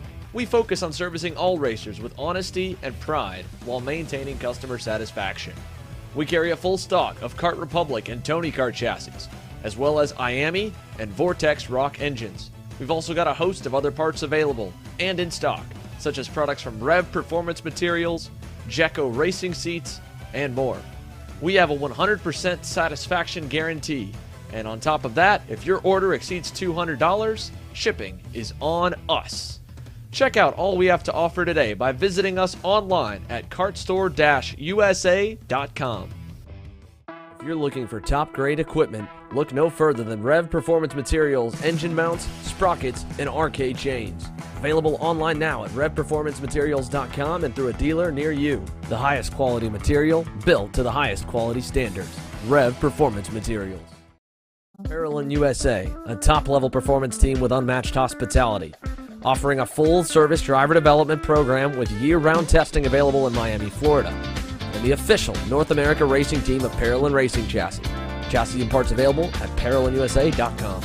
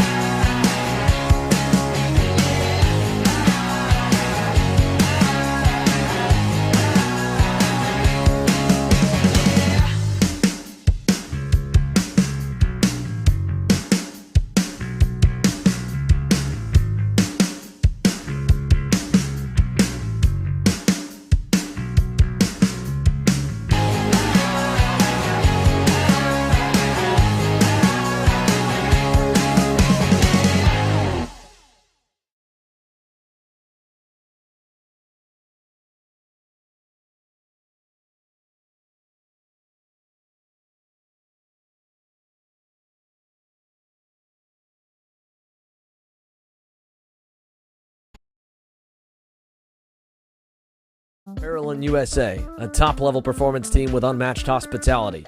Offering a full-service driver development program with year-round testing available in Miami, Florida. And the official North America racing team of Parolin Racing Chassis. Chassis and parts available at parolinusa.com.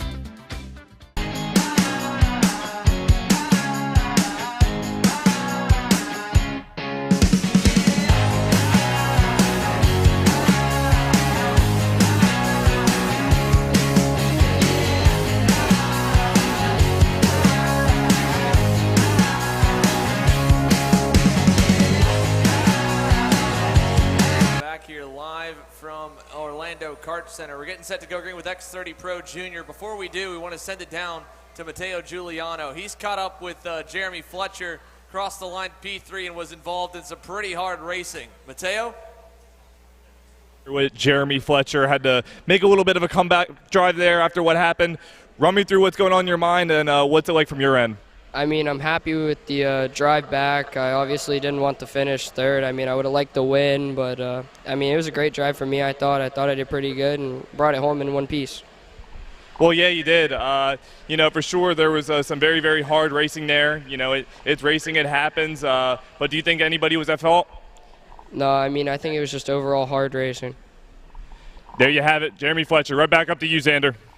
Thanks, Matteo. Here, we'll take it back on. We'll send Matteo to get some more reports here. I'd love to hear Nick Terlecki's side and maybe a little bit of Brandon Lemke's take too, Caleb, because it takes two to tango. It took three to tango with all the craziness they had going on. But nonetheless, they'll at least get some hardware, some good points, and very mature of Jeremy Fletcher to not, you know, really shoot any shots there. Just say, you know what, I think that was hard racing. I'll chalk it up, move on. Yeah, it was very high maturity, especially from a 15-year-old running in the senior class. Obviously, we know he's quick, but that shows how good of a sport he is about this sport and knows racing happens, incidents happen. Let's just move on to the next one. Well, let's move on to the next one for us. X30 Pro Junior presented by Rollison Performance Group. Let's take you to the starting lineup. Caleb Gaffera has been dominant so far, but unfortunately got that win stripped away in KA Junior. He's got a shot at redemption here in X30 Pro Junior. He lines up alongside Aiden Incrata. Then it's Leonardo Escorpione, Max Garcia, Sebastian Wellman, Teddy Musella, Parker DeLong, Christian Miles, Beckham Jasir, and Jorge Ortiz for your top 10. 40 drivers strong, 44 to be exact. We had a flip when they got going in the pre-final. Do we get a clean start? I think we got one already. Turned around. 2 turned around, 3 turned around on the start, coming to the green. Looks like green is out and they're underway. Trying to see if I can find a cart number on the cart that was turned around. That is very unfortunate, especially on the start. One of them was Hudson Schwartz there in the 705. I think Gavin Witt might have been another one in the 715, but we'll confirm. At least everything else looks clean, Caleb. Yeah, everyone's just battling over real estate right now. Not too much hustling and tussling as they made to the first couple of corners. Everyone now trying to get single file. Caleb Graffair all the way out in front right now, trying to see who's in second. I believe that may be Ingrata up into P2. We can tell when the cameras come back down. Rest of the field making the way. I believe that is Ingrata up in the second spot. Yes. Yeah, good call. Ingrata, then Max Garcia. Sorry, it looked like for someone else, but I was wrong. You're right, Caleb. Good call. Yeah, Garcia up into P3, and I think that's Sebastian Weld with the purple helmet running a P number 4 Lando Norris kart, coming around to complete lap number 1 of 19. And as we've seen before, it looks like those karts that got turned on the starter now back underway. Right now, maybe a 1-2 all over again of Caleb Graffair and Aiden Ingrata. Yeah, so 20 laps here, 1 down, 19 to go. Here comes Weldon. No, he's going to open the door. Scorpione happily takes that one, and so the 755 Tony kart gets there and nearly gets into Max Garcia as he defends in turn number 6 over Weldon. Talked to Sebastian's younger brother Oliver earlier here as Caleb Graffair leads, and you'll notice when they get over to the final sector of the racetrack, Caleb Graffair, when he comes into the final 3 turns, that he is missing the infield, the inner and outer rumble strips. And Caleb Graffair, while he led the championship in VLR Junior for the Rock Cup Florida Winter Tour, sat out of St. Petersburg due to a rib injury, had some bruised ribs. So he might still be taking it a little bit tenderly, trying to be kind of somewhat under control and not, trigger any more pain by taking an alternate line to the final sector, Caleb. Yeah, I mean, high maturity on his part, able to roll around the curves, especially he's doing double duty, running both the KA Junior and the X30 Junior. Now he's out in front as we switch over. I believe that was Max Garcia getting passed by, I believe that was the Scorpione, able to get back around. So now Garcia's got to go to town. You can see Scorpione tap the back of his helmet saying, hey, we got to work together. Although going into that turn number 5, I'm not sure how much work they're going to do. Well, let's send it on down here to Matteo Giuliano. He's caught up with Nicholas Terlecki, who just won out in second by a couple thousandths of a second after a hard-fought KA Senior main event. Matteo? Yeah, I'm down here with Nick Terlecki. He was still able to get P2 today. Some very hard racing. Jeremy Fletcher said there was really nothing wrong with that, but what do you think about that? Well, it was definitely some quite aggressive driving by Jeremy, and I expected it after about a month ago at Homestead, so I was able to try to avoid all of it, but went under him for the pass. Definitely a rough battle by him. Went around him, and ended out in P2 barely by him, but definitely should have been a lot cleaner, especially in senior. So that's what I got to say. Well, there you have it. What are your plans are for tomorrow after that hard racing? Definitely still need a little bit of speed. Lemke was super fast, super consistent, so just going to work on that and hope for the best tomorrow, find a little bit more speed in myself, and hope to take number 1 tomorrow. That was Nick Terlecki. Back up to you, Xander. Thank you for that here, Matteo. Let's take it on looking here. Look at this battle for third. It's opened up. Max Garcia has gone by on a Scorpione. He's brought Sebastian Weldon with him, while Aiden Ingrata has just gone purple and closed the gap to Caleb Graffair. So that we're watching this battle for third. That's what was going on during that interview. And interesting to stay here again. They say drivers may forgive, but they don't forget. Terlecki said, I kind of expected the racing to go that way after Homestead last month with Jeremy, and hopefully tomorrow's a little bit cleaner. Yeah, that's just one of those things that happens in racing. Stuff happens in the past, you don't forget about it. As we watch now, it looks like Sebastian Weldon getting passed by Jorge Ortez, who moves himself up into the 4 spot. But as you were saying before, sometimes you don't forget about incidents that happened in the past. I don't think we've seen a whole lot of that this year, but I think that may have been the first incident of it. Well, again, all these drivers, for a lot of them, between the U.S. Pro Kart Series and other events across the country, it's normally a 12 to 15 event season. They're going to have to race with each other, some as soon as next week, others as soon as just a month away. So, having that level of respect or setting the tone the opposite way and not having respect for each other is going to just make your whole season go one way or another when you get around a certain car number. 15 laps to go, 5 complete here as the field comes by the start-finish line. Still watching Max Garcia, Jorge Ortiz, Leo Scorpione, and Sebastian Weldon, because nobody seems to be able to decide who wants to lead the second group here. In third, Garcia, again, just running in line, and Again, he mentioned, he's like, I didn't expect it in senior. This is some typical junior racing you're watching as all these kids are battling for third, letting the leaders get away. Yeah, there will be sometimes your guys in X30 Senior will battle a little bit for the midfield or even in KA Senior, but they'll quickly sort it out and be like, you know what, I want to at least have a shot at the win. I'm not going to give a 5-second lead to a driver out front. Right now, those guys in third, fourth, fifth, sixth, now with Ortiz leading the way, they're doing that. And it's just a matter of, really excited, hyped up young junior drivers with a lot of talent, but not maybe say necessarily that extra bit of development and experience to know, hey, that race will come to me. Yeah, I think, too, with that KA class, it wasn't just that front pack that was racing like that, or sorry, second and third back. The entire field was running like they had the win on the line. As we continue to watch side-by-side racing, Sebastian Weldon moving himself up one more position. Looks like Garcia trying to get back around him. But as we were saying before, that entire KA field, they were battling it out. Doesn't matter if it was for 5th or 17th. They were running like it was for the win. I think when you get in race mentality like that, you see everyone else running hard. You think, you know what, I'm going to do the same thing. And you see races like what just happened. Brandon Lemke walked away, second and third are battling back and forth, and they may have had a chance for the win. Yes, although granted, like that group up until then was pretty good, which normally you won't see in junior. Like right now, this battle we're seeing for third, that's not something that you would naturally see on lap 5 or lap 6 of a senior event, X30, KA, or 206. You'll see those guys, maybe battle for a lap or two, maybe a half lap or two, and then they'll be like, you know what, it's not worth it. I don't care if I'm 5th right now or 3rd right now. They'll let the race come to them. Ryan Norberg, who has been the man to beat all weekend long in X30 Pro Senior, even in his pre-final, he got kind of beaten up in the first lap, but he didn't instantly throw punches back. He kind of waited, took his time, made sure each pass he made was a smart pass and one that showed that it wasn't just an over-aggressive dive bomb. It was a pass because he was legitimately faster than the guy that he was passing. And so you'll see a lot more of that from the calm, experienced senior drivers. They've just been in this situation more.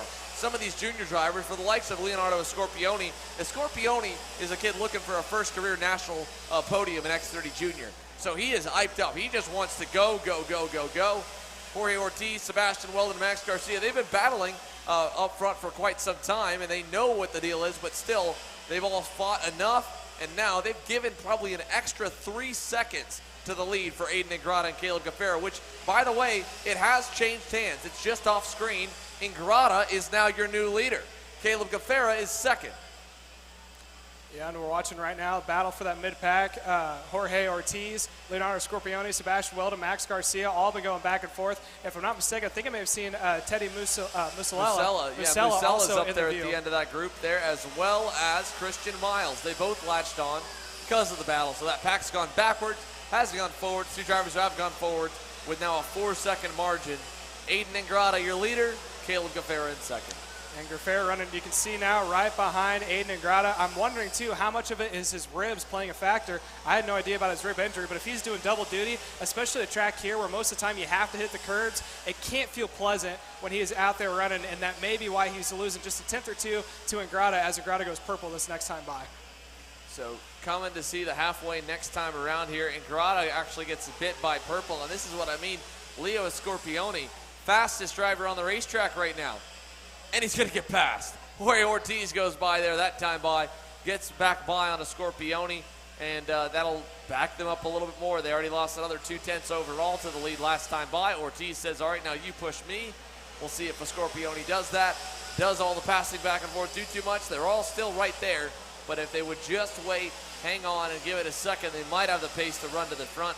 At this point, a 4.5-second gap. The only way Aiden Ingrata and Caleb Gaffera don't win is 3 ways. Either if they get if they both got penalties, if they both crash out, or if somehow a red flag comes, forces a restart, and groups the field back together. Otherwise, they've got some guaranteed hardware. Yeah, I don't think they're going to be the type of drivers to go back and forth all race long from now on to bunch them up to the field. So I 100% agree with what you're saying. But right now, it looks like Caleb Gaffera may be starting to close back up to Ingrata. As we switch back over once again, you can see Jorge Ortiz out in front over Scorpioni. Scorpioni, you can see he's doing the leaning with the shoulders, trying to get as much grip as he can into the left rear. I'm wondering if these tires are starting to fade off because of how much these guys have been battling back and forth. If you're throwing it in corner after corner, these tires are already starting to fade away towards the mid part of the race. They're going to fade away even more, and it's going to close the pack up even more with that battle for third. So here they go, coming out of turn at number 10. Aiden Ingrata, Caleb Gaffera, first and second. A half cart length, near cart length between the pair as they come into the infield chicane. 11 down, 9 to go. Plenty of time left here in this X30 Pro Junior division, presented by Rollison Performance Group. Up on deck, we've got the X30 Masters, and then we'll have the mini Swift class, followed by your X30 Pro Senior main event to close out the afternoon. Here's a Scorpione defending down the inside into one. Backs him up. Single file there through turns 3 and 4, and here comes Garcia to the inside of Ortiz. Brings Weldon with him. They'll go by in turn 5 and defend slightly through 6 as Teddy Musella gets by as well on Ortiz while your leaders head into the infield. I think Teddy Musella did the whole tactic of sit back, wait, save your tires, because now he's starting to work his way through. Curious to see what's going to look like in about 3 or 4 laps, if he's going to be farther up towards the front or if he's going to be right smack dab in the middle of all of it. Live now, you can see the 2 carts out in front, Aiden Ingrata, Caleb Gaffera, making their way down into the quick chicane before they get to the final corner. And at last lap, Ingrata went purple once again, 55.932, fastest cart out on track, roughly about the same time as Gaffera though. One more lap burn in the books, 8 to go at the line, and here's that mid-pack battle. I say mid-pack, but it's actually a battle for 3rd, 4th, 5th, and maybe even 6th is down to the inside. If I'm not mistaken, that may have been Christian Miles trying to get his nose in, as we are now looking at Max Garcia running in the 4th spot. Right now he's got Sebastian Weldon all over the back. Oh, Weldon kicked a back wheel out, and he is now going to lose 1 position to Jorge Ortiz, who is now up into the 5th spot. Yeah, Weldon, I think, was just trying to follow Garcia, and Garcia might have broke a little bit sooner than where he expected, so he kind of got into the back of him, jammed the brakes up. Garcia got knocked a little sideways, and, of course, Weldon went wide. So Christian Miles in that group. Jacob Kolar's up 3 spots. Let's look at some of the other big movers here in the field. Parker DeLong, of course, an unfortunate run, got knocked back on the start, back up to 21st after starting inside the top 10. Fernando Luque is up 12 spots. He's to 16th. Max Taylor up 9 to 13th. 8 laps to go. Watching this fight for P3.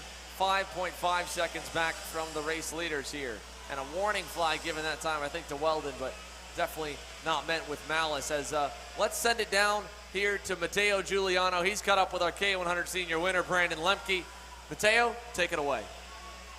Down here with Brandon Lemke. Wow, what a crazy, crazy race that was. You were able to come up with the win. Today was supposed to be the hard day, and you were still able to get the job done. How are you feeling right now? I'm feeling pretty good. Tomorrow we start pole, so yeah, we ended up qualifying 4th yesterday. Started 2nd in the heats, and I know being on the outside here is tough. So I'm glad to get it done in the final, and little help from my teammate there at the end. But hey, a win is always good. Yeah, definitely. There's some hard racing going on behind you, but it seems like you didn't even see it because you were just in the good spot. Yeah, the tires came in a little late after my teammate Nick passed me. He kind of pulled away a little bit, and then I changed up the driving style and was able to, I don't know, make the kart work a little better. So once I figured that out, I was like, okay, I'm just going to go, and hopefully they battle it out behind me, which they ended up doing. I wish I could have seen it. I have a reverse camera, so I'll be watching that later tonight. And it for sure will be some entertainment, my friend. Brandon Lemke, your winner. Thank you, Matteo. Here, let's take it on back up front. Caleb Gaffera and Aiden Ingrata all the way leading here as your field heads through turn number 9.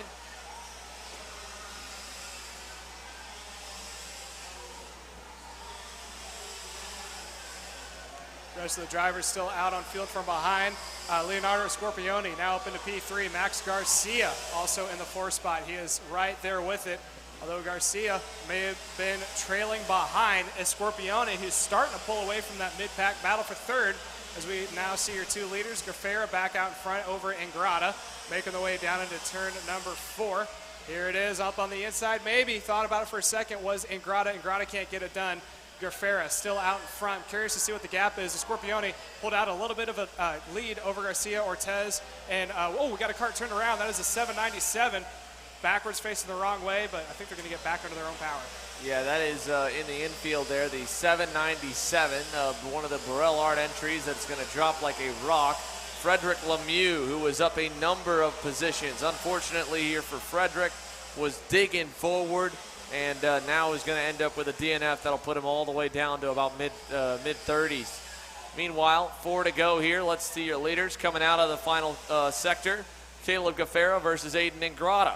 So two cars, 4 laps to decide it.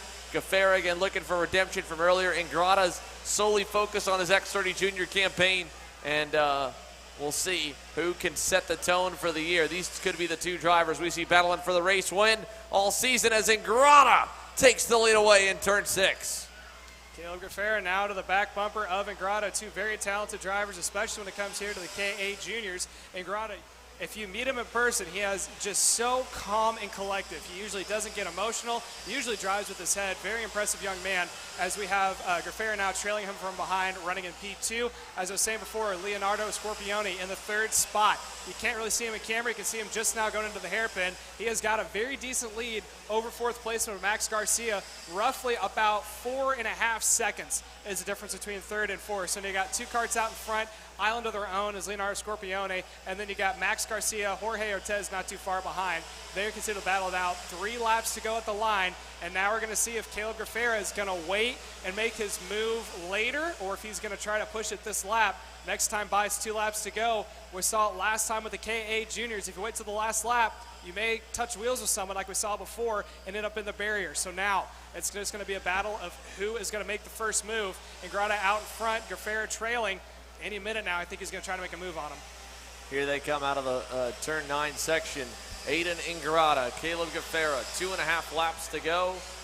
We look back, it's Leonardo Scorpione has been chipping away at the lead. I mean, he has been so fast since he finally got clear of traffic. Less than 4 seconds back from the leaders. It was up nearly at 6 at one point. It could get a whole lot lower here with the double sticks coming. When does Aiden Ingrata go on the defensive? Max Garcia still leading the next pack with Jorge Ortiz, Jacob Kolar, Christian Miles, Michael Costello, Sebastian Weldon, Teddy Musella. Here they come into turn 5. Ingrata defends nicely there. Will he stay low into 6? He does. Gaffera to the outside. Gives Caleb Gaffera a whole lap here to practice of when Ingrata will break when he defends, and that may not pay off too well for Ingrata. He's doing everything he needs to do. Can he hold off Gaffera for the entire final 2 laps? Gaffera, crossover attempt, not going to get there down the backstretch this time. Nicely done here by Aiden Ingrata. He'll keep it on the inside lane headed to turn number 10. White flag this time. Yeah, Caleb Gaffera tried to make a move coming out of 9. Now he's trying to make it going into 11, into the chicane. Not the best place to pass. Remember, he's trying to avoid those curbs. Thought about going on the outside. Now he's going to trail in the back bumper. Look for him to bonsai into turn 1.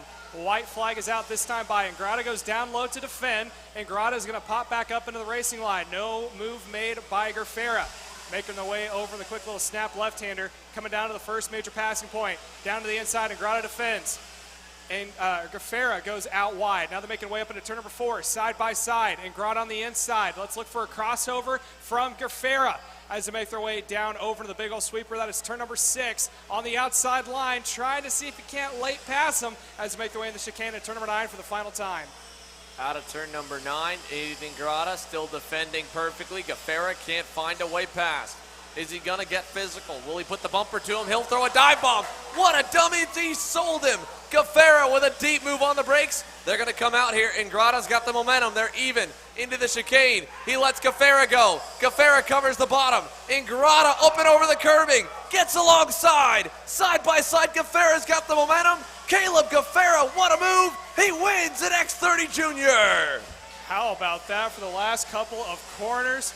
Ingrata getting up on 2 wheels on the curb, trying to see if we can roll the inside line. Congratulations to the winner of Caleb Gaffera. Ingrata finishes in 2nd. Scorpione is going to finish in P number 3. Max Garcia in P4.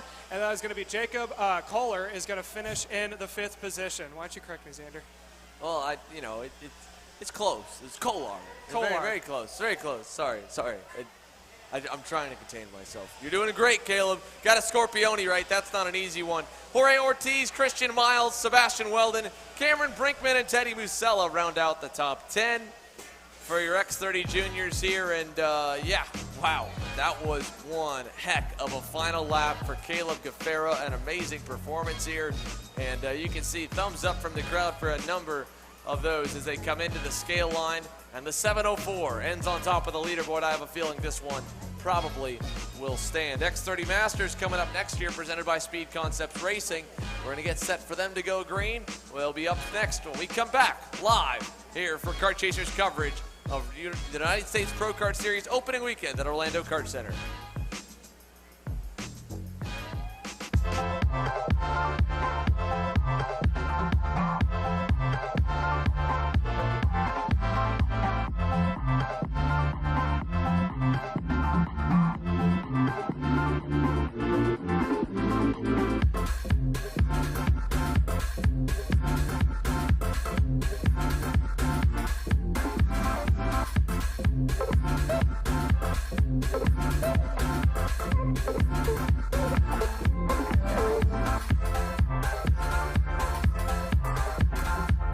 I'm Billy Vincent, owner of MPG Motorsports. What we do at MPG is we try to keep it a nice, fun family atmosphere, try to combine sort of the bigger things and of the bigger teams and the professionalism down with sort of some of the fun sort of family-oriented atmosphere. We try to not only develop drivers, but also the parents and the families for just in knowledge in general in motorsports. It all starts in karting. What we try to do is try to help the drivers, the moms, the dads understand the sport of motorsports in general, not just karting, but what it takes to get all the way up through. Whether you end up wanting to be a driver or a mechanic or an engineer, you know, we can help you with that, and that's what we're here for. If you're interested in joining us at MPG, our home base is at Whiteland Raceway Park in Indianapolis, and you can contact us at info@willpowerkart.com. And one of our great people will reach out to you, and we'll try to put the best program together.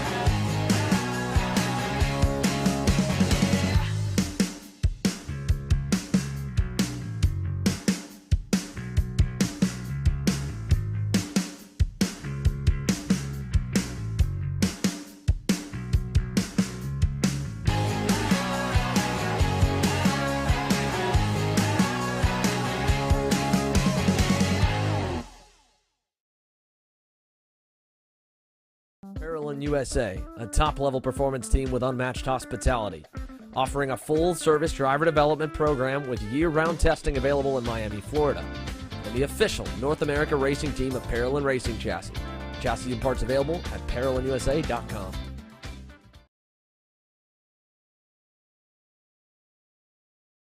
Welcome back here live from Orlando. 3 main events still coming your way here as we get set to go green. We got one that's spun around. Is that Mario Barrios? I think it might be.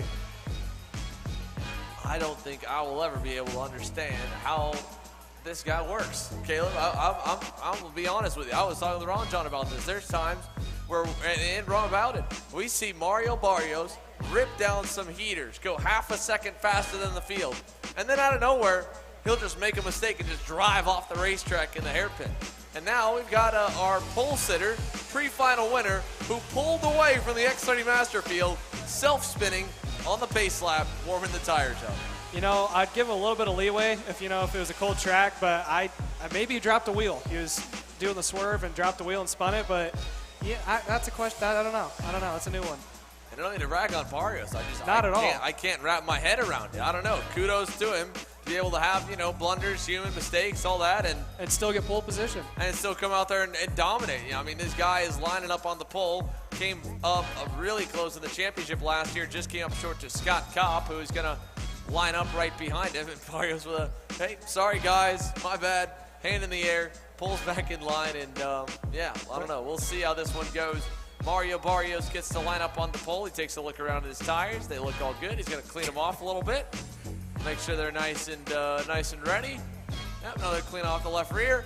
Here we go. Mario Barrios, Danilo Romolo, Scott Kopp, Scotty Roberts, Danny Robertson into the tram lines, getting set to go green for X30 Masters presented by Speed Concepts Racing.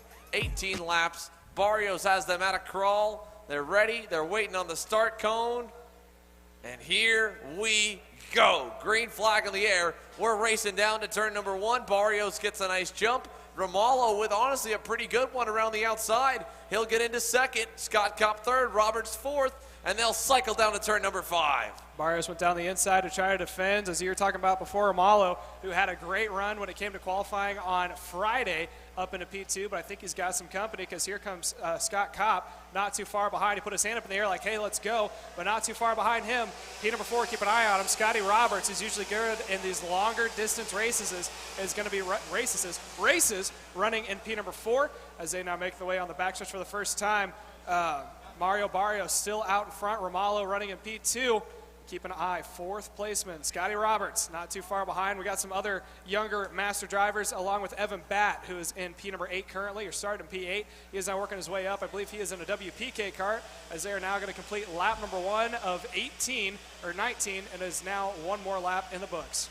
So Barrios will lead lap number 1 here. We will send it on down to Matteo Giuliano. He's caught up with our race winner, Caleb Gaffera. Let's break down and hear from the man, or the kid, who pulled off that fantastic final lap pass. Matteo? Down here with the X30 Pro Junior winner, Caleb Gaffera, and he did a fantastic job making a fantastic pass into turn number 10. He kind of got on your inside there into 13, a little bit of contact, but you had the line, you're able to coast to the finish.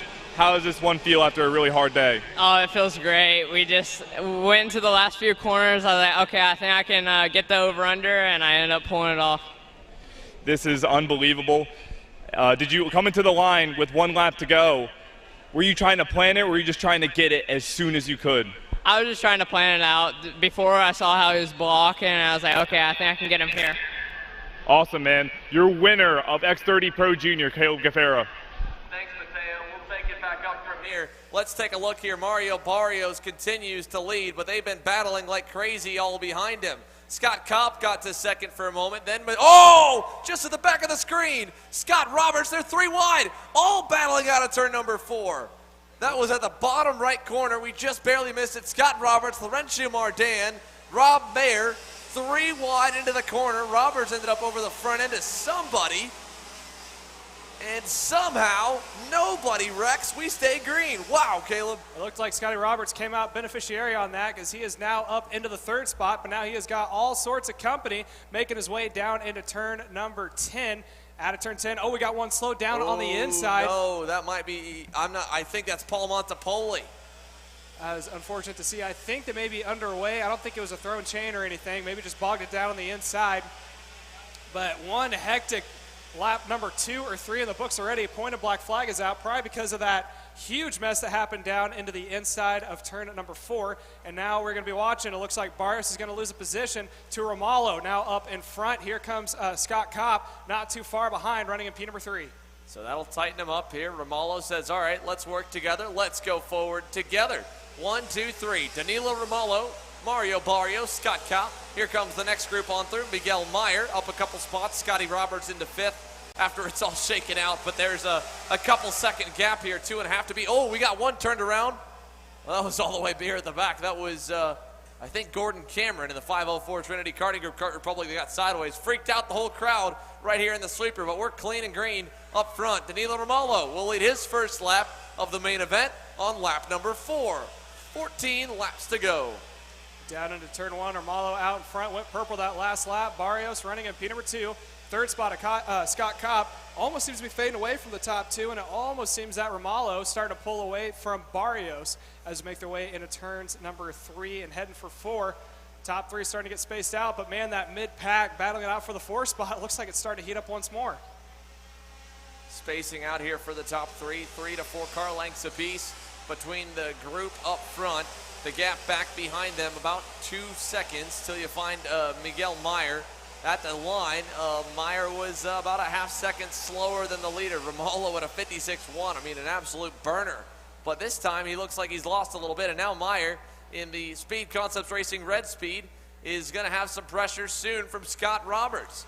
So two kind of battles going on here. Barrios closing the gap back to Danilo Romalo, and behind him, Miguel Meyer having Scott Roberts, his teammate, close up to him here as they go for turn number 1. Your leaders, let's check the gap again. Pull out about another half second back to that group for 4th. So I think we may just be looking at the top 3 here to end this one. Yeah, top 3 again. Romalo, Barrios, and Kopp running it. Well, Kopp went really wide on the exit of turn 3 there. Got almost 4 wheels off the track.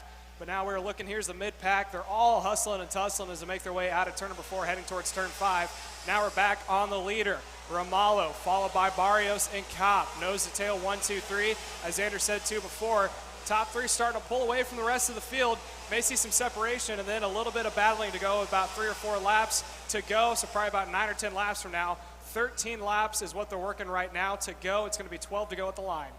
Big curb hop there for Danilo Romalo. Mario Barrios 2nd, Scott Kopp 3rd, Miguel Meyer 4th, and Scotty Roberts 5th. I don't think we've seen a change yet for P4 and P5. We got 2 around over here near the back. That is the 522 of Jeff Rice getting together with Kim Carapalati back for 18th, and Kim is going to get out of the go-kart. Unfortunately, he's done. Meanwhile, watching this group here, no change for the top 3. So your leader is still Danilo Romalo, Mario Barrios, Scott Kopp, Miguel Meyer, and again, Scott Roberts rounds your top 5. Top 3 continue to pull away from the field. Romalo still the fastest car out on track. 12 to go this last time by. It's about to be 11 to go this time by. This is about how long the pre-finals were, is how much racing is yet to go. Again, tire management, one of the biggest factors here. As you see Romalo out in front is who we're watching right now. Barrios right behind him, Kopp running in P3. These 3 are probably going to be the karts that are duking it out for the win. Rest of the field still trailing behind by roughly about 4 seconds is what the top 3 have expanded it out to. See they making their way out of turn number 2, hopping over the curbs. I think Romalo may be starting to pull away from Barrios, who's running in 2nd. Oh, I take that back. That was Kopp that was able to get around Barrios, moved up into P2, and it looks like Barrios may be slowing. I'm not sure if he's having some issues, but he has fallen off the pace. Checking it behind. I don't know if he dropped a wheel or what happened, but he is struggling right now to keep up with the top 2. Yeah, something amiss here for Barrios. Again, you just don't know. I mean, he could come back right now and just go purple. Mario Barrios is now a 2.5 seconds back from the group, maybe 2 seconds. Scott Kopp takes over P2, and Danilo Romalo can breathe a little bit easier as Mario Barrios just a little lapse of concentration or something. He's now about 2 seconds back here. 10 to go, 8 complete in the 18-lap X30 Master final. 10 laps to go. Top 3 now really spread out. This may be a very straightforward race for your leader right now of Romalo out in front, Kopp in P2, but he's not close enough to make any moves. Meanwhile, battle in the 4th spot with Miguel Meyer and Scotty Roberts. I think that has finally calmed down. I say that. And then there's a pass because here comes, I believe that is Roberts under attack from Madran, who is now battling it out in the 2nd spot, but I think Scotty's still out in front. No, that's Roberts just getting by Miguel Meyer right there for 4th. Laurentiu Mardan a little bit further back, about 1 second or 2 down the road, but Scott Roberts finally pulling the trigger to go by Miguel Meyer. Now Scott Kopp, last time by, matched the pace of Danilo Romalo, and it looks like he's starting to feel a little bit stronger here this time. Let's see what it looks like across the line. Is Kopp a little better? He's not as good, it looks like, coming out of the final corner of the racetrack. Romalo's really able to open up and get a good launch on the straightaway. Lap time by, though, Kopp at least got closer. 0.5 tenth improved. The gap down to 0.6 of a second. It's all on the shoulders of the reigning national champ, Scott Kopp, to try and get there. As we watch Scott Roberts here start to put a bit of a gap now over Miguel Meyer. Last time by, Roberts was slower than the top 3, but he was the fastest driver besides them. And we're watching right now. And then there's a battle going on from behind that we're keeping up with. Roberts and Meyer is who the camera's pointed on, making their way out of turn number 5. And you can see the gap between them and the leader. Leaders were just about halfway down the straightaway, right as Roberts and Meyer were making their way into turn number 9. So now they are making their way down themselves, side by side here in the mid-pack, as you can see off screen. And that is going down into number 10. You can just now see at the top of the screen. Here we go now. Scotty Roberts out in front. There's the battle we were looking at. They're all bunched up.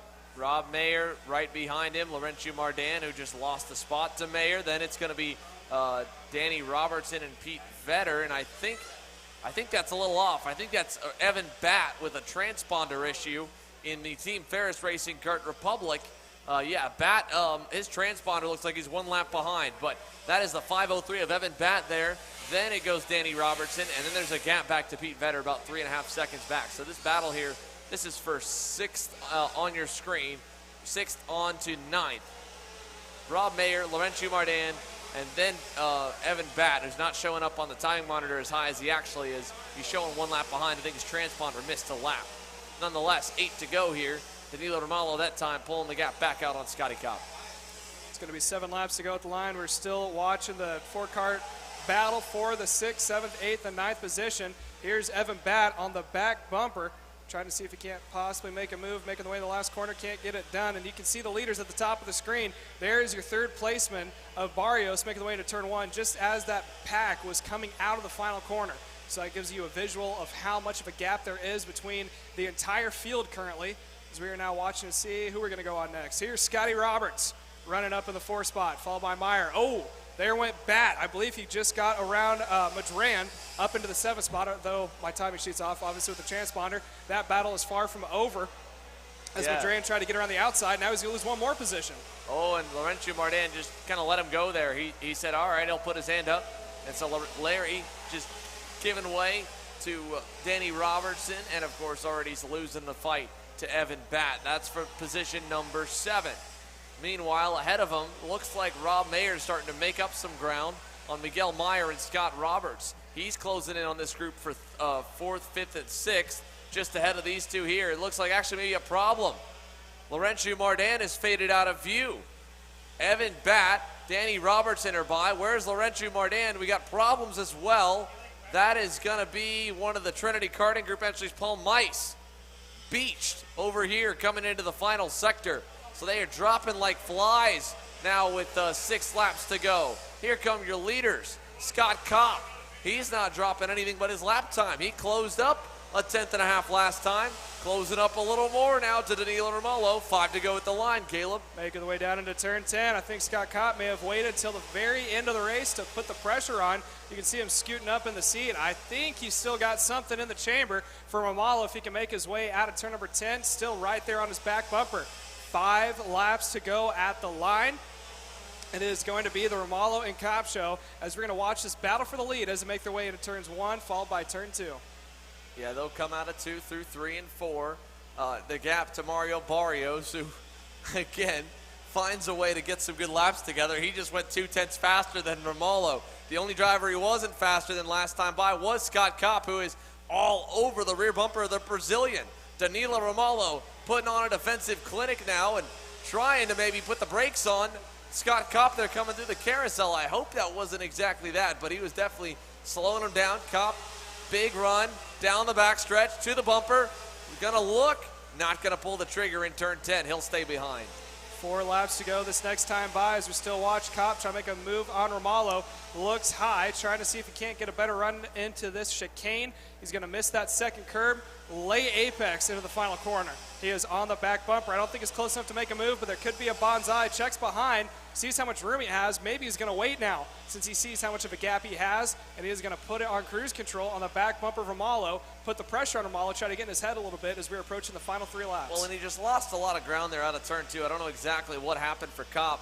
Goes wide here out of turn number 5, trying to make up some ground, and that'll kind of hurt him a little bit through 6, but you can tell he's not taking nearly as much curb in the infield chicane as Danilo Romalo. Romalo is just clobbering that first curb.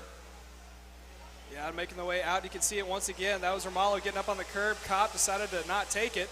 Maybe he doesn't want to try to bend his chassis. He wants to save it for tomorrow. Not that curb over there, sorry. A little bit further down. Here's Mario Barrios, the man we just can't seem to figure out, is closing up. Oh, my.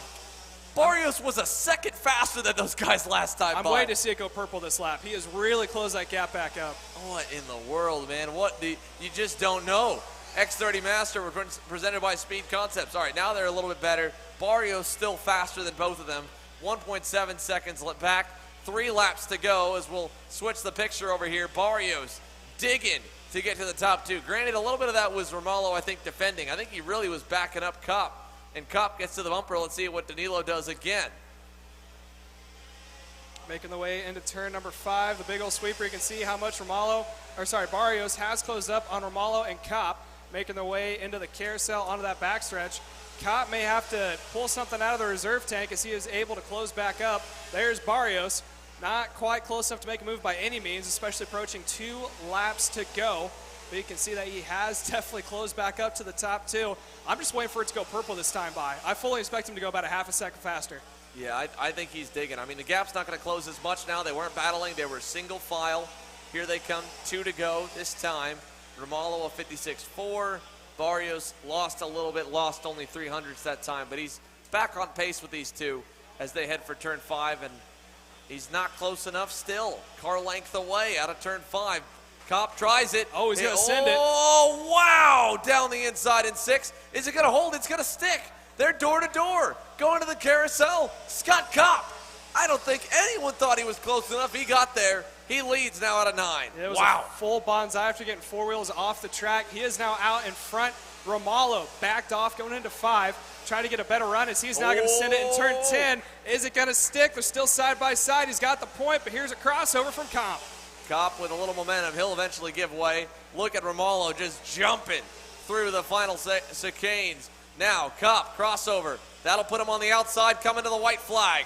1 to go. Here comes Barrios looming in the distance. Romalo leads at the white flag. 1 more lap to go into turn 2. Like you said, Barrios is close enough if these two decide to go back and forth.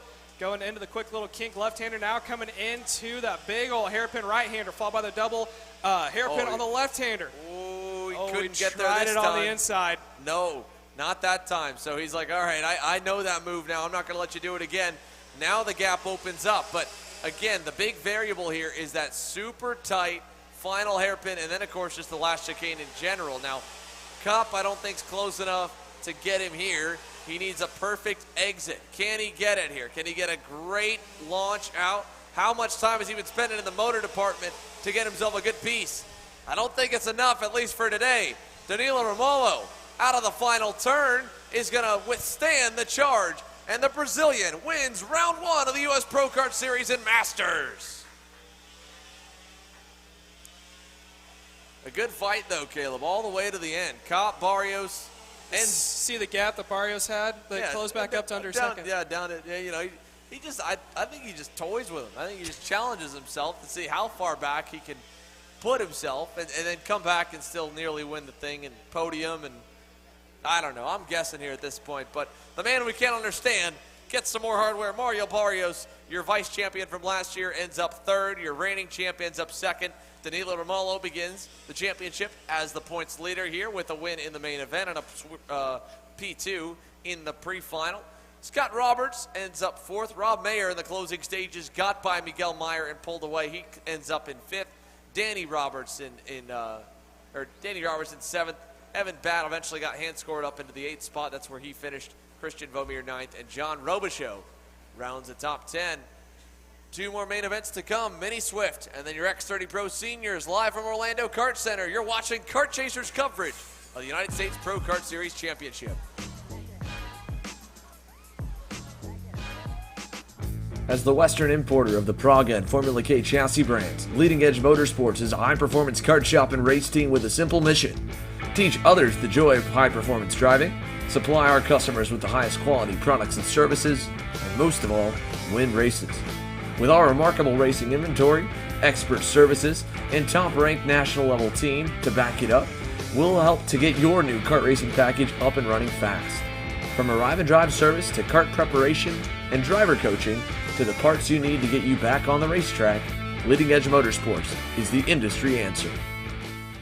Are you looking to up your web presence and digital footprint? Here at Novice Web, we help businesses elevate their value through custom software development, responsive website design, e-commerce, and AL/ML services. Our customer-focused engineers have over 10 years of experience. Let Novice Web design your first online impression.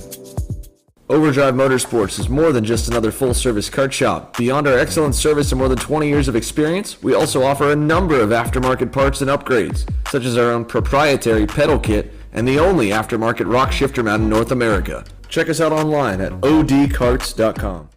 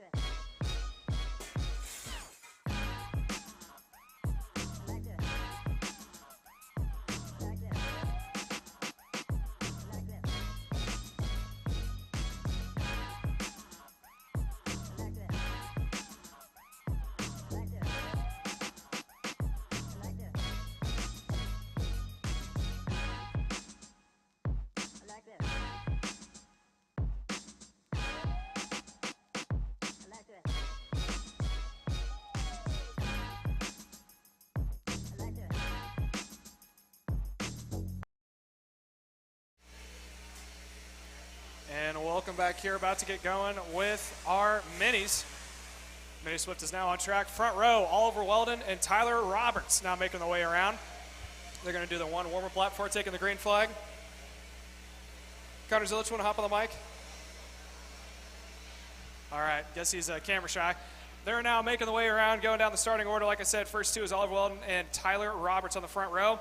Salvador Della Vecchie is going to start in the third spot next to Asher O'Costin is going to start in the fourth spot. Running up the top five is going to be Keelan Harvick. It's going to be a stacked top five. It was a fantastic pre-final and also a fantastic LCQ. 40 drivers are going to take the start here. See the mid-pack now making their way around turn number 5, the big old sweeper before they go into the chicane, followed by the carousel. Leaders now on the backstretch trying to close the field back up. Some of the drivers already weaving all over the place, trying to crank some heat into the tires. Sun's starting to set. Track is starting to cool off, which means the racing can only get better. All that oil is going to secrete back into the track. It's going to cause for some very good racing here. You can see them now going into turn number 10. Top 2, Weldon and Roberts. Top 10 is usually a stacked field here with your mini Swifts. It's going to be interesting to see if they're able to make it around turn number 1 with no incidences. Making their way down to the chicane one more time before taking the green flag. Last time during the LCQ, they had to send them around one more time because they weren't in the tram lines correctly.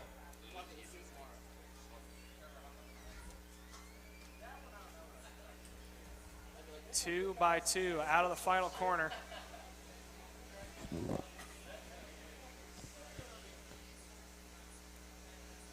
Making their way out of the final little dog leg of the quick right-hander, coming down towards the main straightaway to get the green flag for the first time. Weldon and Roberts, your front row. Weldon on the inside, Roberts on the outside, looking for a green flag. It is waving down into turn number 1. Let's see how they pan out. Looks like everyone's going to make it through fairly cleanly. Weldon out in front. I believe Roberts got shuffled back. Oh, incident there over in the backstretch. A couple of carts slowing down on the inside line. Maybe parking on the inside. Try to see what cart number that is. See if I can get a number for you. White helmet. Cart number 46D1, an RPM cart. I believe that is Michael McGonigal is out. That is very unfortunate to see. Cart number 161 RPM. You see him standing next to the car. Not sure what happened. If it was a thrown chain, maybe the carburetor overflooded, just died on him. Another cart involved. Ooh, that is a TV cart, 102.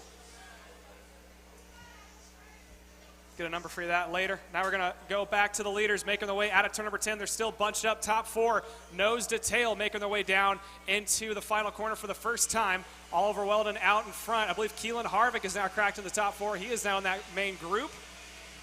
Lap number 1 in the books. Weldon out in front. Roberts is falling back. Della Vecchie is now up into P number 2. Della Vecchie, sorry. Tristan Murphy up in the third spot. Keelan Harvick running a P4. Carson Weinberg rounds out the top 5. But right now it's a 4-pack being led by Weldon and caboosed by Keelan Harvick. Yellow flag is out over into turn number 2. Top 4 now making their way around, coming down into the big old sweeper. Weldon leading. Della Vecchie running at P number 2. Murphy in the third spot. Murphy on the back bumper of Della Vecchie. Going into the carousel for the second time, coming down the backstretch. Weldon still out in front. Della Vecchie in P2. Now here, Harvick on the back bumper of Murphy. Is he going to try to make a move in 10? No, not enough to get it done. Top 4 still bunched up. Right, you can see on the top of the screen that is Carson Weinberg running at P number 5. Top 2 coming through the chicane. You can see him taking all sorts of curb. Out of the final corner. Salvador now trying to see if he can't make a move on Weldon, heading down into turn number 1. And it looks like we got an interview coming our way as we have Mateo, who has got one of the man who's a talk of the hour, Ryan Norberg, down in the announcing booth. I'm here with Ryan Norberg, starting from the pole position for today's main event. You're going to have a lot of guys breathing down your neck, including Balpacus, who's going to be starting on pole tomorrow. What's your mindset right now? How do you try to cool yourself down before a race, especially as a USPKS champion? Oh, well, it's just about maintaining the race. You know, you get out front and you just got to make sure you hit your marks and do the right thing. So right now I'm just planning on trying to have a good start and, you know, taking it one lap at a time. You can't really plan these races because when you do, everything goes wrong. So just take it one lap at a time, one corner at a time, and hope for the best. Yes, indeed. Now, if it comes down to it on the last lap, let's say you're in second and then he's really close in front of you, and then you know the move you have to make is a little bit risky, but it could end your race. What's your mindset with that? Are you going to be a little conservative, or are you just going to go for it because you're a racing driver? Well, if they leave the door open, I'll take it. But it's a championship, so you got to be smart. Sounds good. Ryan Norberg starting from the pole position, X30 Senior. A very tongue-in-cheek response there from Ryan Norberg. Well, it's a championship. You got to be smart. At the end of the day, and you see him with Paul Bocuse just walking off to the side as they start to get ready here. So they're still lined up, getting set to go as your minis have begun already. And again, as you mentioned, Caleb, good battle from the get-go. Oliver Weldon, commentator, racer, he's out there leading and proving he knows exactly what he talks about when we get him in here for the booth. Cool stuff to see for the kid to be leading there. Yeah, he's out in front with Salvador Della Vice and running in P2 on his back bumper, not too far behind. Harvick now able to make up a spot. We may see a three-car battle for the lead. It's something I've been impressed with all year long so far, and I hope I don't jinx it, is how much maturity all three drivers of these guys have. They usually stay nose to tail until the final end of the race, and then they start battling it out, usually what you see from the senior drivers. So we may not see that second four-pack catch back up to your three leaders. Yeah, I mean, you're seeing the minis be really smart, and I got to give you credit. You were 90% there. Not Della Vice, but Della Vecchia.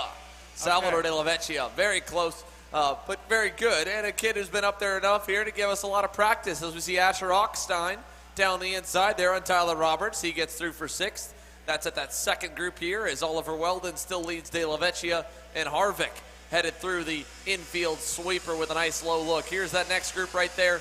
Carson Weinberg takes them on through, and they'll work their way through turn 9 and down the backstretch to turn number 10.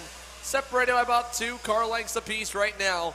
All still led by the Lando Norris Hot Wheels Racing JC karting driver, Oliver Weldon. We've got another one who's had a pretty smart and solid week. Nathan Cicero has been up at the front, been inside the top 10 here all day today. We haven't talked to him yet. Let's talk to him now. Mateo? Here with Nate Cicero from Rollinson Performance Group. You got a few guys in front of you, some very, very heavy hitters, so many heavy hitters in this field. You're rolling off pretty good. What's going to be your mindset on the start to stay out of trouble, and how are you going to push forward today? I got one of my teammates ahead of me, Ryan Norberg. I think it'd be good if I can just get with him and push away from the field. Now when it comes down to it, if you're on the final lap battle with him, how much would you really love to beat him and really show, hey man, I'm here to play now? I mean, everyone wants to win, so as long as it's a fair fight, then whoever comes out on top, comes out on top. Good luck, Nate. Thank you. Thanks, Mateo. Here, we'll let Nate Cicero get back ready here. He's had a pretty smart and good pre-final all the way through the day. I mean, he put himself in a great spot. He's had kind of an up and down start to 2022. We've talked to him a lot here at Homestead as we see the pass for the lead. Salvador De La Vecchia gets by Oliver Weldon here with 10 laps to go. Harvick pulls it in line into third, stays in line behind them, no change. But Nate Cicero. We mentioned here he got that first big National Pro win in his rookie season last year in the X30 class at Newcastle Motorsports Park. He moved up initially to KA Senior, then went to X30 Pro, and now on his second X30 Pro season, and he's become a contender wherever we pretty much put him, and especially here to kick off the U.S. Pro Kart Series. Seems to do pretty well here at Orlando Kart Center. I mean, he's been right up at the front. If it's not been Ryan or Paul, he's been right there as another RPG driver, putting him up front. Yeah, he kind of stayed under the radar earlier today, which isn't necessarily a bad thing. He stayed very consistent. Obviously paid off for him. He's starting right behind Ryan Norberg, who's going to be starting up front. So he may be in a good situation. But as we all know, going into turn 1 in a green flag, everything is not big crash coming into the pit incident. lane. 2 drivers collected there. One is the 131, and that is Jackson Tovo. The other one trying to identify looks like the 69 of Gage Bailey. Both drivers there all are okay. They're going to get them out here and check it, but that was right at the pit end and just clobbered the wall coming in, both out and taking their helmets and gear off. Unfortunate for both. Meanwhile, Salvador De La Vecchia leads, still here, 9 to go, 7 complete in the 16-lap main event for the D&J Intermodal Services Mini Swift division, and it's about a second and a half back to Carson Weinberg in the Speed Concept CRG. Keelan Harvick all over the back bumper of Oliver Weldon. We can see him at the top of your screen now going down into turn number 10. I don't think anyone's going to try to make any passes just so soon. I think they got it all out of the way about that mid part of the race. Now they're trying to settle back in. Della Vecchia is running out in P number 1, Weldon P2, and Harvick took a little bit more curb, lose a little bit of time, although I think Carson Weinberg might slowly be trying to make his way back up to that top 3. If they do start battling, we could easily see a 4, maybe even 5-car battle for the lead. Salvador Della Vecchia up just ahead of Oliver Weldon with Keelan Harvick. Let's look at the times here. They're pretty much dead even right now, back to Carson Weinberg. If they pass once or twice, that'll let Weinberg catch up. He's running lap times on pace with this pack racing group of 3 that's drafting together by himself, and he's got more drivers on the way. Tyler Roberts was 0.2 faster than the leaders last time by. Asher Ockstein on pace. Tristan Murphy had to make a pass, but Tristan up there, 101.246, P7 for Murphy in the 130 as Della Vecchia will come to the line this time because he's 7 to go and potentially a lot more drivers coming to the doorstep. Keelan Harvick seems to be falling back ever so slightly off a second placement of Oliver Weldon as they make their way into the final corner. But look at Carson Weinberg right there. He's close enough. All he needs is 1 or 2 passes to slow down the field, and then he'll be able to catch back up to Harvick. Not too far behind Carson Weinberg is Tyler Roberts running in the 5th spot. You can see him barely on the left side of your screen as the leaders make their way down into turn number 1. Again, 7 laps to go. It's going to be 6 to go next time by. It's coming down to the wire. Here comes Weldon. Weldon's going to go around. So is Harvick is going to follow. And now Della Vecchia is going to try to catch him back up. Della Vecchia goes back up to P2. And that is now going to be Harvick on the back bumper. Point now Oliver Weldon. Got about a 3-car advantage as they make their way over into the first set of chicanes. So let's see them come through here and out of turn number 9. 7 to go. Weldon's lead, 5 car lengths maybe down the backstretch. Harvick's going to push Della Vecchia. That gap, that separation, though, is exactly what Carson Weinberg needed. He's now going to be in the slipstream of Keelan Harvick's Hunt Brothers Pizza number 162. So that'll allow, again, Carson Weinberg to close up. Tyler Roberts is coming. He needs a little bit more as well. At the line, Oliver Weldon, your new leader here once again. 6 to go. Della Vecchia, Harvick. And as they come out of turns 1 and 2, all of a sudden, there's more than just 3 karts in the frame, Caleb. We've got company coming, and we've got some very fast company coming. Carson Weinberg and Tyler Roberts, 2 of the fastest drivers in this division who are consistently contenders for the pole. Weinberg looking for a big-time win. Roberts looking for what I believe would be a first win, if I'm not mistaken, in the mini-sub class. It'd be massive for him. And it's going to be 5 laps to go next time by. It's starting to get down to crunch time if you want to get that win here this afternoon. Top 3, you can see him going down. You see the gap for Carson Weinberg. He was the first car out in the pair of 2, followed by Tyler Roberts, trailing that top 3 as they make their way down. And it comes down to the chicane one more time. Now we see him in view. Here's Weinberg and Roberts coming around, trailing the leaders. Again, I can't emphasize how much, if they continue to battle back and forth, they're going to catch back up to the leaders. Well, 5 laps to go. Let's send it down side by side one more time for a final pre-race interview for the X30 Pro Senior class. Matteo Giuliano is caught up with the man that has no introduction needed. Ryan Perry Motorsports' own Paulie Massimino is going to roll off inside the first 3 rows. Paulie? Right here with Paulie Massimino, starting P6. You have some very heavy hitters in front of you, going to be so crucial to get off the line cleanly. What is your mindset right now going into this first round? Yeah, mindset's definitely get the tires up to temp. We've been progressing all through since Thursday. We've been off, and we're starting to finally figure it out. So the main thing is get clean on the start, put our heads down, and hopefully go to the front. When it comes down to it at the end of the race, how willing are you to go for it to try to take as many points as you can, especially the race win today? Yeah, obviously I want to win, but it's going to be very challenging. Obviously, I'm going to do everything I can. I think our boys hooked it up, so we're just going to give it a go and go for the win. Said his boys got it hooked up. He's got a fast, great kart. Paulie Massimino rolling off P6 in X30 Pro Senior. Hold on there, Matteo. Keep him with you here 1 second. I got a question for Paulie myself. Paulie, you look really serious. Why can't you smile, man? What's going on? It's been a rough few days. Nothing really to smile about yet. So we'll keep pushing, and maybe you'll see a smile after the final. He's not. Xander. Thanks for that, Good luck here to Paulie Massimino as we get set to go green. 3 laps to go for the Mini Swift main event. 3 drivers have pulled back away. Oliver Weldon, Salvador De La Vecchia, and Keelan Harvick. Luckily, due to Tyler Roberts making a pass there on Carson Weinberg for the 4th spot, has traded positions and broken the train again. So now they've gotten back out front. Roberts into 5th. Again, back goes Carson Weinberg. And with 3 laps to go, Caleb, it's still any one of these 3 drivers' race, although, you know, it looks like the first 2 out front seem to be the strongest cars in this main event.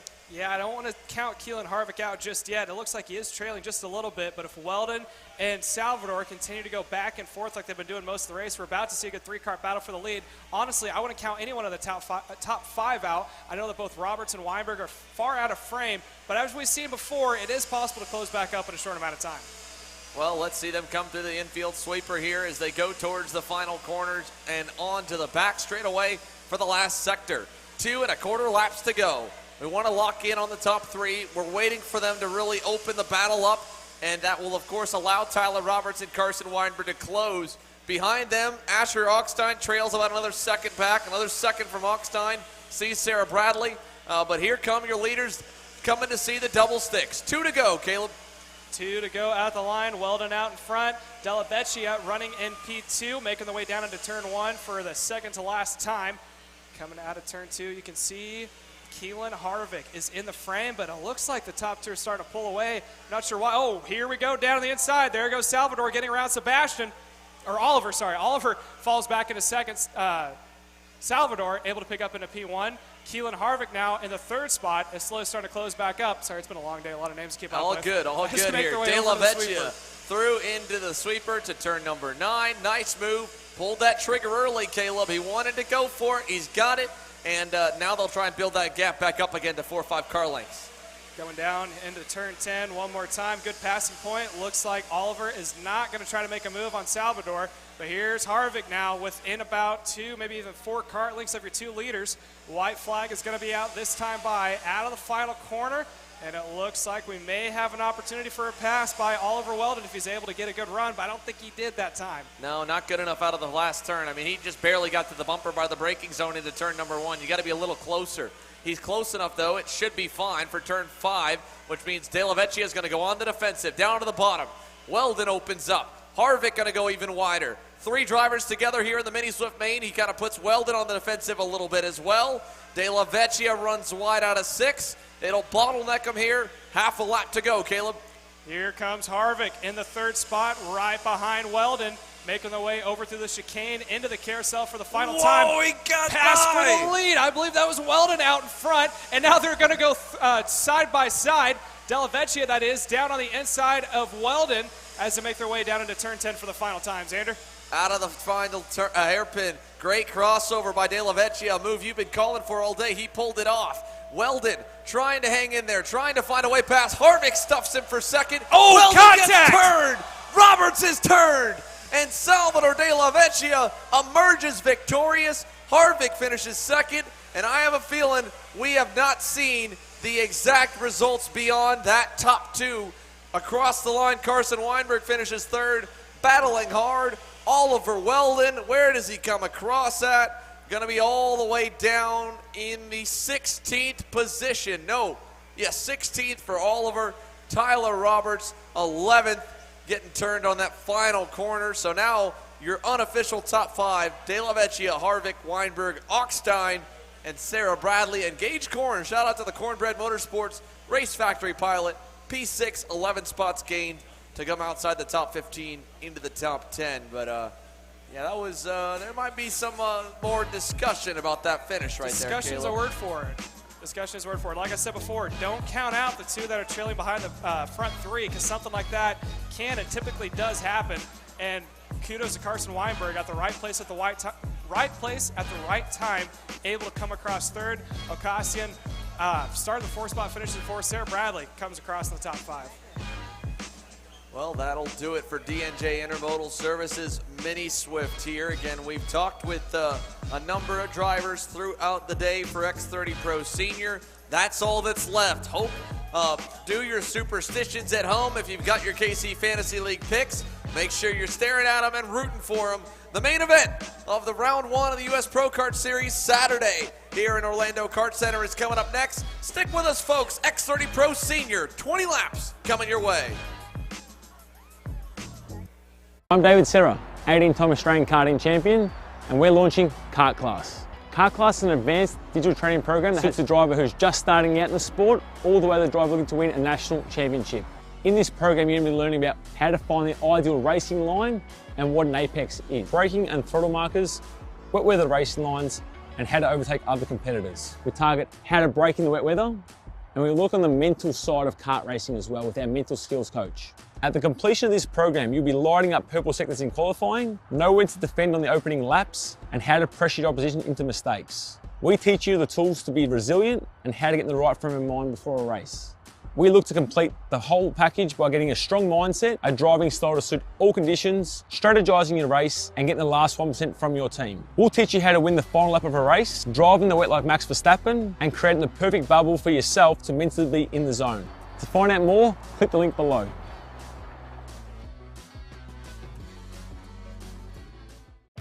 Kart Store USA is a kart parts supplier that racers and retailers can count on when they need reliable advice and service.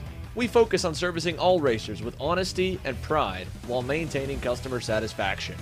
We carry a full stock of Kart Republic and Tony Kart chassis, as well as IAMI and Vortex Rock engines. We've also got a host of other parts available and in stock, such as products from Rev Performance Materials, Jecco Racing Seats, and more.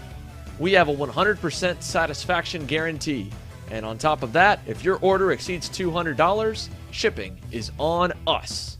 Check out all we have to offer today by visiting us online at kartstore-usa.com. If you're looking for top-grade equipment, look no further than Rev Performance Materials engine mounts, sprockets, and arcade chains. Available online now at revperformancematerials.com and through a dealer near you. The highest quality material, built to the highest quality standards. Rev Performance Materials.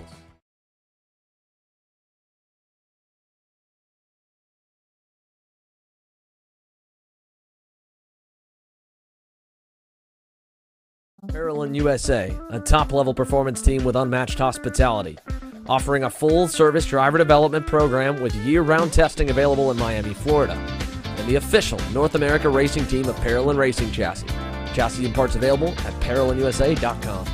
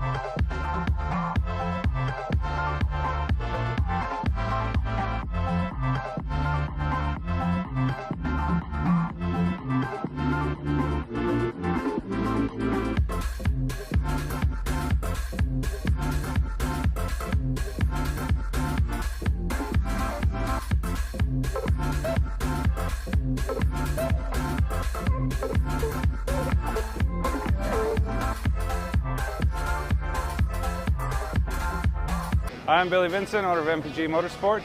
What we do at MPG is we try to keep it a nice, fun, family atmosphere.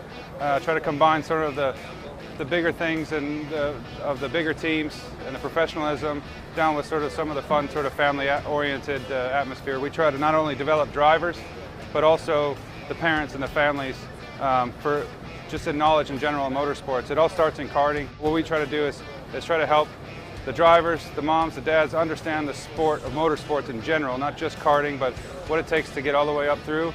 Whether you end up wanting to be a driver or a mechanic or an engineer, we can help you with that, and that's what we're here for. If you're interested in joining us at MPG, our home base is at Whiteland Raceway Park in Indianapolis, and you can contact us at info@willpowerkart.com, and one of our great people will reach out to you, and we'll try to put the best program together.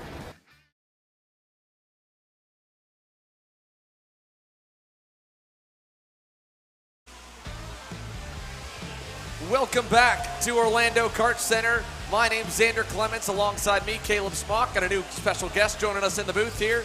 Indy Pro 2000 driver, USF 2000 champ Braden Eves joins us again here, as you did back at the SuperKarts USA Winter Series back at Homestead. And as we get set here to go green for Orlando Kart Center's stop, the first of two main events coming our way here for X30 Pro Senior. Before we get to you, Braden, thanks as always here for coming. Yeah, thanks for having me. It's always a pleasure to watch some good X30 Senior racing here in Florida.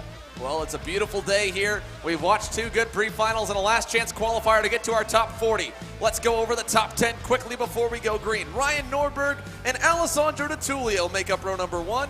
Nate Cicero and Thomas Neveau, row 2. Paul Bocuse and Paulie Massimino, row 3. Dalton Haynes, Zach Clayman DeMello, row 4. And Aaron Benoit and Victor Franzoni round the top 10. 40 drivers in the tram lines looking for the green. We're underway for the main event here in Orlando. They're going to go side by side all over the place. Looks like Ryan is going to come out on top. DiTullio is going to try to be, he is under pressure. Clayman DeMello gets knocked sideways. I think DiTullio got pushed wide on the exit of 3, and he is now struggling for that second spot. I believe that is Cicero on the outside. Couple of karts caught up on the exit of turn 3. Yeah, looks like we got a number. There's Luis Calamodio there, was on your screen for a moment. Meanwhile, DiTullio on the defense here, trying to hang on. Nate Cicero, as we saw Zach Clayman DeMello get knocked to the tail end of the field. Not a great start for ZCD, and Ryan Norberg, half a second lead here to begin. What a dive bomb back there for 5th, Paul Bocuse, and he'll bring Dalton Haynes on by Thomas Neveau. Dalton Haynes, like we said, he's had a good run here so far. He is up in that main pack. One of the only privateers that are running up in that front half. You can see your leader now, Ryan Norberg, starting to pull away from the field. There's DiTullio, followed by Cicero running in P3, and Bocuse now up in the top 4. Well, let's see if Alessandro DiTullio can get there. Braden, you were asking here what this race is going to be like. These are the top 2 guys. They won their pre-finals. They pulled away. It's hard to tell, obviously, on lap number 1, but if you're DiTullio here, I mean, all you've got to do is 100% push. Even if it means you might lose the tires, you can't let Ryan get away. Yeah, absolutely. I expect the track position to be very important. You do not want to let anyone get away.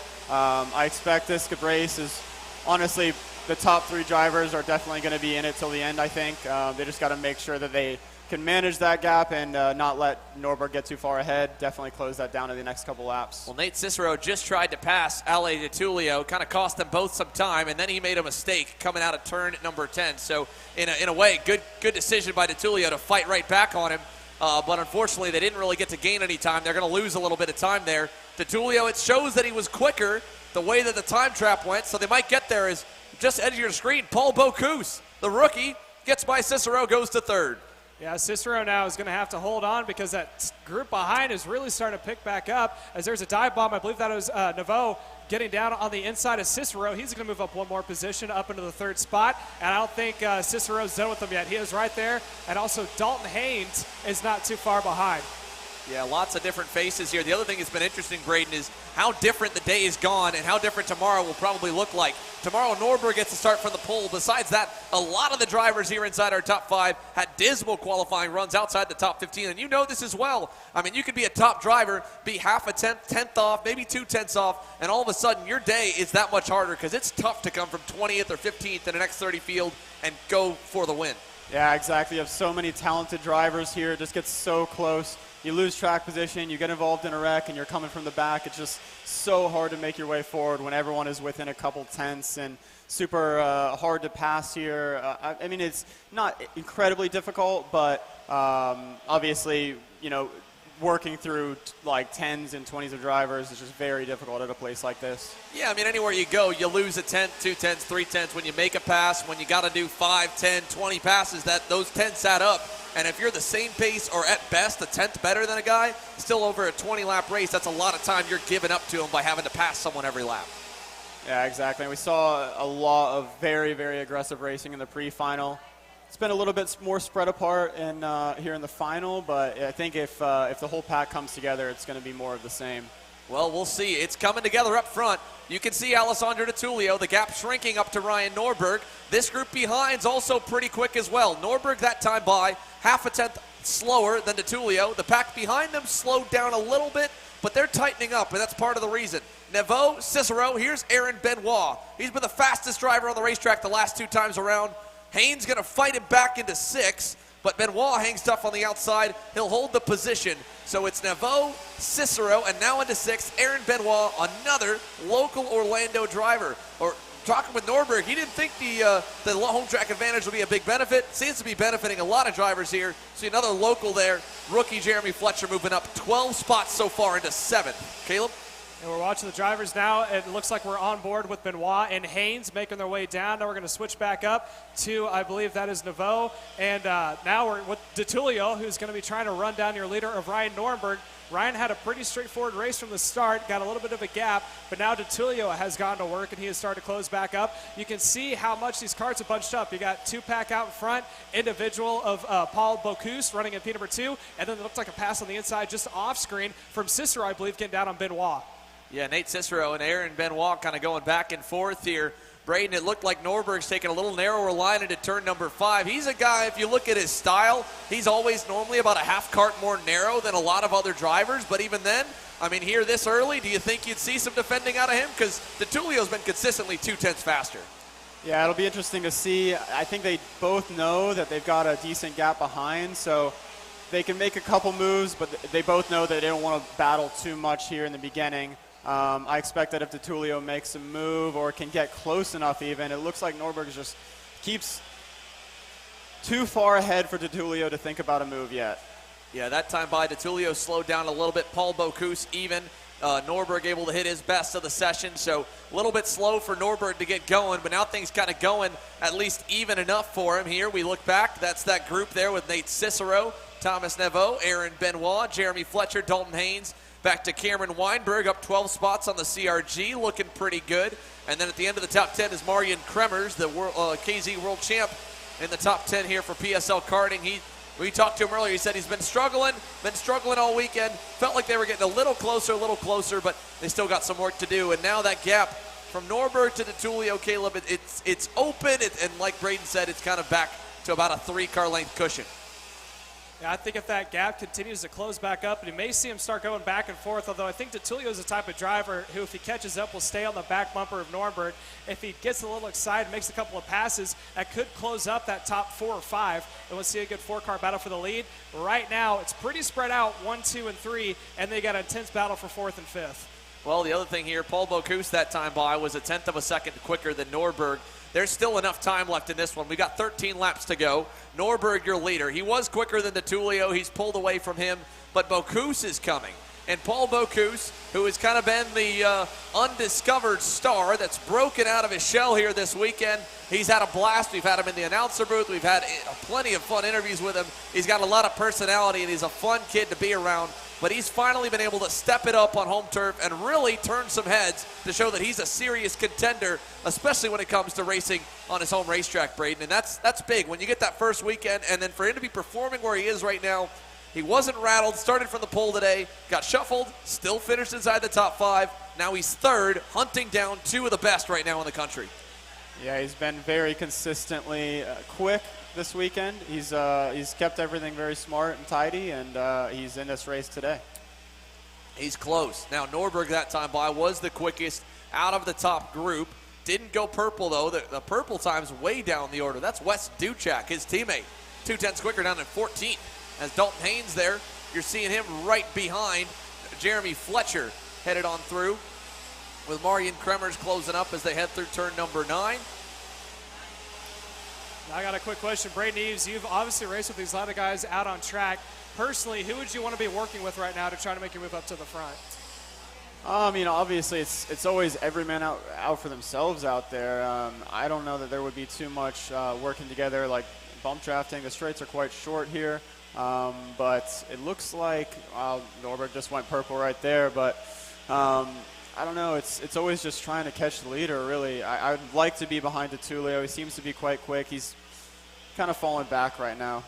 Yeah, either way here, both drivers struggling a little bit. And, you know, Nate Cicero, good lap, but in the tow, to be fair, on Paul Bocuse. I mean, Norberg pulling away from everybody right now, running lap times on his own. And we're seeing a lot of what we saw throughout the week here. Thursday practice, Friday qualifying. I mean, a guy, he has a lot of laps around here. Braden, you joked if we came to Newcastle Motorsports Park and, you know, it had been years since anyone had driven there except for yourself. You know, for a top-level guy to have a few more laps here, Ryan Norberg's obviously helped run the karting schools at this racetrack. He's grown up here, he's worked here, and he lives just a little bit down the road. That helps. He's not going to not be at the front anywhere else, but it definitely feels a little more comfortable to come back home. Yeah, exactly. I mean, this is such a good circuit, very nice surface, and there hasn't been national racing here for several years. And Ryan obviously has come here quite a few times. He's just grown up driving here. I actually raced here once before. I believe it was 2014 Florida Winter Tour in Rotax. So, but since then, there hasn't really been anything going on down here, and he's just been, you know, you can see the experience there.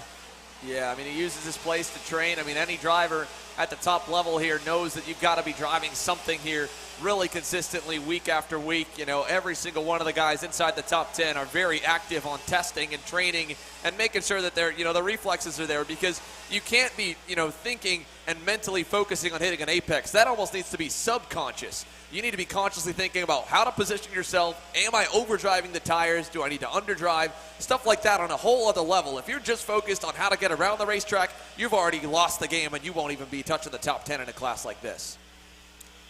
Watching the three-kart battle for the third spot. That is Bocuse over Nate Cicero and Aaron Benoit running in the third, fourth, and fifth spot. Just ahead is DeTullio. Like Yves was saying earlier, it looks like DeTullio may be starting to fall off a little bit, or maybe Ryan Norberg has turned it up, but he is losing sight of him, and he may be starting to fall into the grips of Bocuse and Cicero, who have done a fantastic job.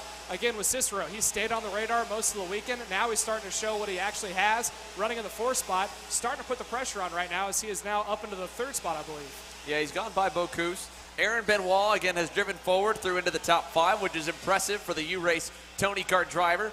Back behind him here, again, some of the other big movers. We mentioned Thomas Neveau. He's just ahead of Jeremy Fletcher. Marian Kremers has gone forward a little bit. Cameron Weinberg as well. Then we've got Hayden Jones, who's up 4. Victor Franzoni getting back to where he started. Paulie Massimino started inside the top 10 on row 3. Got, I think, involved in that incident that sent Zach Clayman de Mello down the order. Massimino back up to 12th, trying to latch on to Franzoni a little further back. Here's Neveau.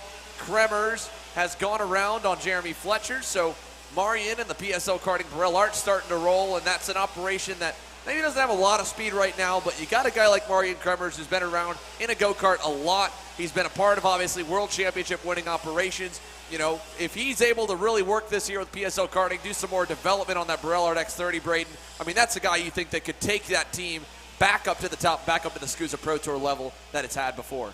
Yeah, absolutely. He's I've raced against him in the past in 2016.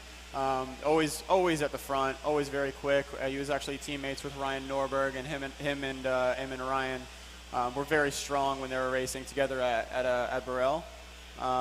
So it's interesting. I think he struggled a little bit this weekend, but I think it looks promising there actually.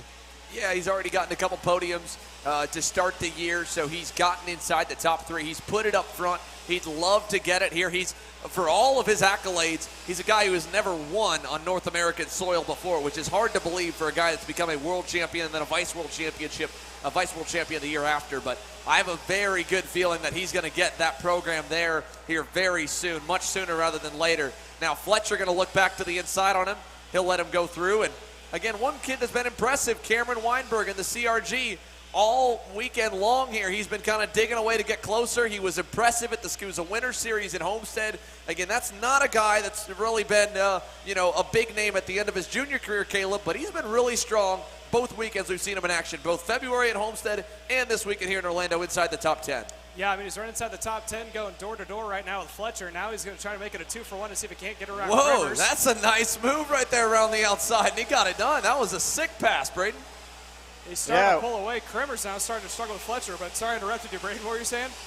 Yeah, it was a great move from Cameron there, actually. He was able to kind of navigate that and get around and still stay ahead. He actually got a good jump. Nice move for Cameron Weinberg. So they're going to battle now because they know it's getting close to the end here. Kremers side by side, deep there on Fletcher. Hayden Jones going to take advantage. He'll get by Kremers. I think he's just fighting to hang on right now. Paulie Massimino takes advantage and gets through, and they're all shuffling through that group. Meanwhile, let's go back up towards the front of the field, give you an update on the rest of the pack. You haven't missed too much. Ryan Norberg's lead, 1.5 seconds. He's just been consistently about 1/10 of a second better than Paralympic USA's Alessandro DiTullio, who's been the next best thing here today. Behind DiTullio, we go back. So there's Norberg headed into the infield and then over towards turn number 9 on the outside of the racetrack. DiTullio second, Nate Cicero third with Paul Bocuse right behind him. That will be the battle for the final podium spot. This kid DiTullio, I mean, what's more impressive, really is he's got no teammates in X30 Senior. He is all on his own. Whereas Norberg, he's got about 5. But obviously, 2 of them right there in view with Bocuse and Cicero. Those guys can try different setups. They can compare data. They can see if they're gaining or losing any time. DiTullio wasn't here at the test weekend, not part of the budget for this year, and he's on his own. I mean, he's just feeling out the racetrack and trying to go as fast as he can. Very impressive for the kid to be P2 here in a field like this. Yeah, he's done a great job so far, as Nate Cicero also running in the 3rd spot, not too far behind. As I said before, DiTullio is right there. I thought he was actually going to catch up and start battling with Norberg, but right now, I don't want to say he's holding on to second because he doesn't really have much competition from behind. Most of that, I think, is due to Cicero, Bocuse, and Benoit battling back and forth. As we look now, you can see there's Bocuse, Benoit, and Cicero out front. So great run for that young kid in his sophomore year running in senior. Norberg, again, his lead continuing to open up, and DiTullio's actually starting to lose time now to Cicero, Bocuse, and Benoit. If he doesn't get on his horse, he could have a really late run at his second place result. 3 to go here this time. Norberg's lead, 1.7 seconds. He's already got 1 win on his return back to the seat here this year. And what we may not know, it could be a final year, it could be one of a final couple of years. We've been lucky to watch greatness over the last decade of Ryan Norberg. 5 Pro National Regular Season Championships. Got his first U.S. Pro Kart Series title last year. He's now on his way to try and defend the number 1 plate and go for an unprecedented 6 national headline 125cc single speed titles. It has not been done. The sport hasn't really been as stable as it's been over the last decade or so, with the same 1 to 2 championships being recognized as the best in the entire U.S. But it's still very impressive for the results he's been able to put up. He's going to come to the 2 to go signal here. Braden, again, you've raced against him. I mean, you know how good this guy is. It's obviously cool to win at home, and as many wins as he's gotten, there's not much like winning at home. For Newcastle, I mean, that's not far from you. That's about as close as you're able to come. It's got to feel pretty cool for him to win here on home turf. Yeah, home turf, it's something a little bit more towards Mid-Ohio for me, and I remember my first win at Mid-Ohio was just so special to get that win at home. So much more of the same here. Nice for him to win here at home at Orlando Kart Center. Yeah, I mean, that's going to feel great. He's got a lot of friends and family here. His girlfriend's out here. His parents are out here. He's got plenty of supporters. And the same as well for a number of the kids there inside the top 5. Paul Bocuse and Aaron Benoit, 2 younger guns there. Benoit in his 3rd season. Bocuse, a rookie moving up, I think maybe just 15 years old. Got a big crowd cheering them on, especially Bocuse here, just down the road in Orlando, Florida as well, the native. So they're going to come out of the final turn. Still single file. Cicero holding on to that final podium spot, but he might have to fight for it. White flag in the air, 1 to go, Caleb.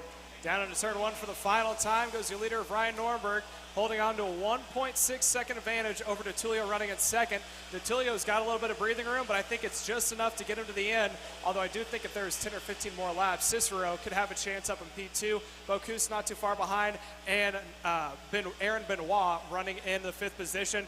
Now watching him through the final corners, going through the super for the final time. As you said before, trying to get his 6th championship win in a 125 class, which I think is going to put him down one of the all-time greats as far as drivers in the U.S., especially for karting, as he is making his way to the final time into turn number 10, and you can see just how much of a lead he's got over second placement of DiTullio, but it looks like DiTullio may have company as he's making way to the chicane. Out of the final turn here, home turf, win number 2 coming in the air, and he knows it. Ryan Norberg wins at home and wins the opener for the U.S. Pro Kart Series. Alessandro DiTullio second, Third to Paul Bocuse, who got by Nate Cicero in the final sector. Cicero back to fourth. Bocuse, the rookie, will get a first career podium in the pro class at home as well. Very impressive for Paul as he pulls away there. Ryan Norberg, again, a lot of celebrations and a sign of respect for the dominance he's gotten so far here. We go back, Nate Cicero again, he loses that on the final circuit. Nate falls back to fourth. Aaron Benoit into the top 5. 14 spots gained for Cameron Weinberg. P7 from outside the top 20. 21st, I believe, to go forward. Jeremy Fletcher goes up 11 spots to 8th. Both of them behind Thomas Neveau in 6th. Marian Kremers again finishes 9th here. Hayden Jones rounding the top 10. Paulie Massimino 11th. Wade and Fox 12th. Wes Duchak 13th. Jack Jeffers 14th. Zachary Hollingshead picks up 13 spots, gets up to 15th at the end. AJ Myers picks up 10, goes to 17th. Few drivers unfortunately tagged up in some incidents that fell back. Dalton Haynes, one of them in the 317. He ends up down in 23rd, loses 16 spots there in the final. Zach Clayman DeMello also in view in the 303, got taken out off the start. Driver started inside the first couple rows and ends up P25 trying to rebound. There's a few more rookies in view. Nolan Allison, one of them, just there ahead of Ryan Vincent. There's the CRG of Tyler Wettengel as they do the bumper checks. Of course, that's par for the course for the U.S. Pro Kart Series. Just seeing if anyone had their bumper pushed in from contact that would trigger a penalty. They've got to go to the scale line here. There's a lot more officiating to be done. Of course, then we've got to talk to all of our top drivers. So especially a very, very happy Orlando Floridian in Ryan Norberg, who scores to get his second pro win of the season and kicks off 2022's U.S. Pro Kart Series Championship in style, scoring quite a few points for the Fantasy League drivers who picked him. DeTulio again second, Bocuse third, Cicero fourth, Benoit in fifth, Neveau, Weinberg, Fletcher, Kremers, and Jones the top 10. We're going to go to commercial. When we come back, we'll talk to some of those top drivers and a few who also did maybe have the best of days. Stick with us here on Kart Chaser.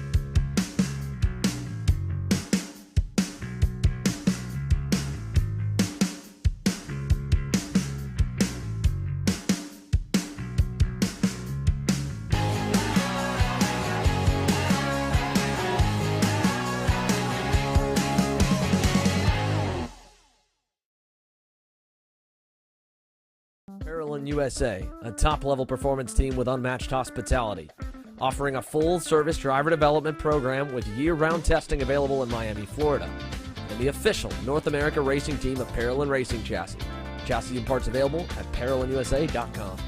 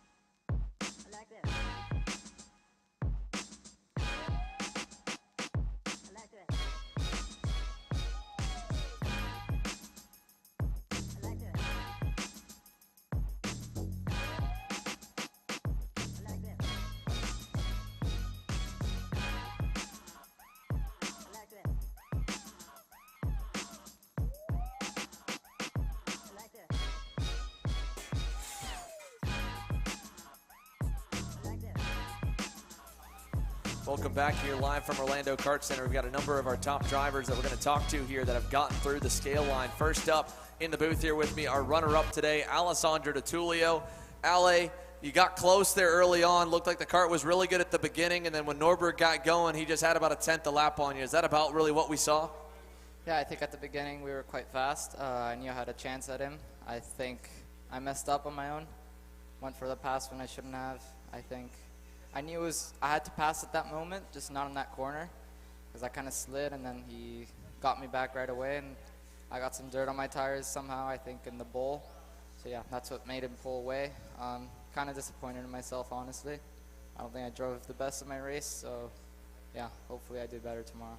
Yeah, hard-fought race here. At least, you know, you had, some good pace. Today, that pre-final was dominant for you. Tomorrow, where do you roll off exactly? Tomorrow I start P3 in the odd pre-final. Yeah, so you're still going to be up there pretty good. I mean, the format today is a little bit stressful. You only get one shot. You lose a couple spots at the pre-final. You gain some. That's a whole row. You know, what's that been like compared to a normal weekend? Has it been any more stressful or less? I think the format is fine, especially because, you know, the LCQs and stuff take up a lot of time. So, yeah, I think it's a good format. I don't think it's changed much for me. Well, Ale, it's unfortunate, obviously. You can hear it in your voice here how deflated you are. I know you wanted to get up there and get close. Florida kid, dude, still consistent. Another podium. It's a good points day. Puts you in a really good spot for the championship. Congrats, and, of course, who would you like to thank? Yeah, I would like to thank the whole Paralympic USA team, BN Engines, all my family and supporters, Kart Chaser for what you guys have been doing great throughout these past months or years. So, yeah, I think it's great for all of us. Awesome stuff here. Ale, congrats at least. Some hardware here. Thank you, buddy. We'll keep on cycling around here, and we'll bring in a few more. We've got one of our other drivers, Paul Bocuse over here. Final lap. Paul, come and sit down here. Join me. And, man, you've had a day. We've had a fun interview. We've had you commentating. I know the headset's going to be a little sweaty. I'm sorry. Ale was digging back over there, but, dude, I don't know. We missed it just barely, that pass for third there coming to the line. How'd you pull that one off? I just put a fast lap together at the end. I just really wanted for a senior X30 podium. So I put it together. Nate blocked because I was going down into it. He blocked, and back there he blocked again going into 10. I just got the under and over on him. Nicely done here. Now, again, you said you wanted your first X30 podium. You could tell you wanted it. You got it. You got some hardware. For a little bit, you were the quickest guy on the racetrack there, especially early on. Ryan took a minute to really kind of get rolling when he did. You and Nate were pretty close on pace, maybe a tenth to find.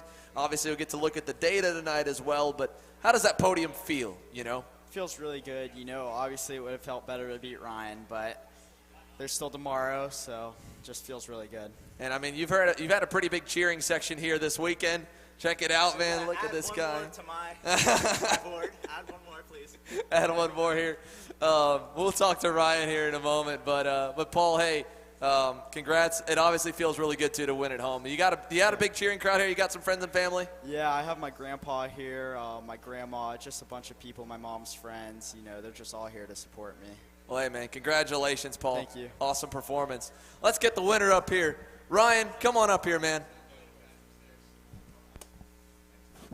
It's actually been kind of a minute since you and I have had like an interview, if we really think about it. If we take out all the times that you're too busy to go get dinner at happy hour and everything else we count. But, all right, dude, just like same with Paul, you got friends, you got family here, man. How cool is it to win at home?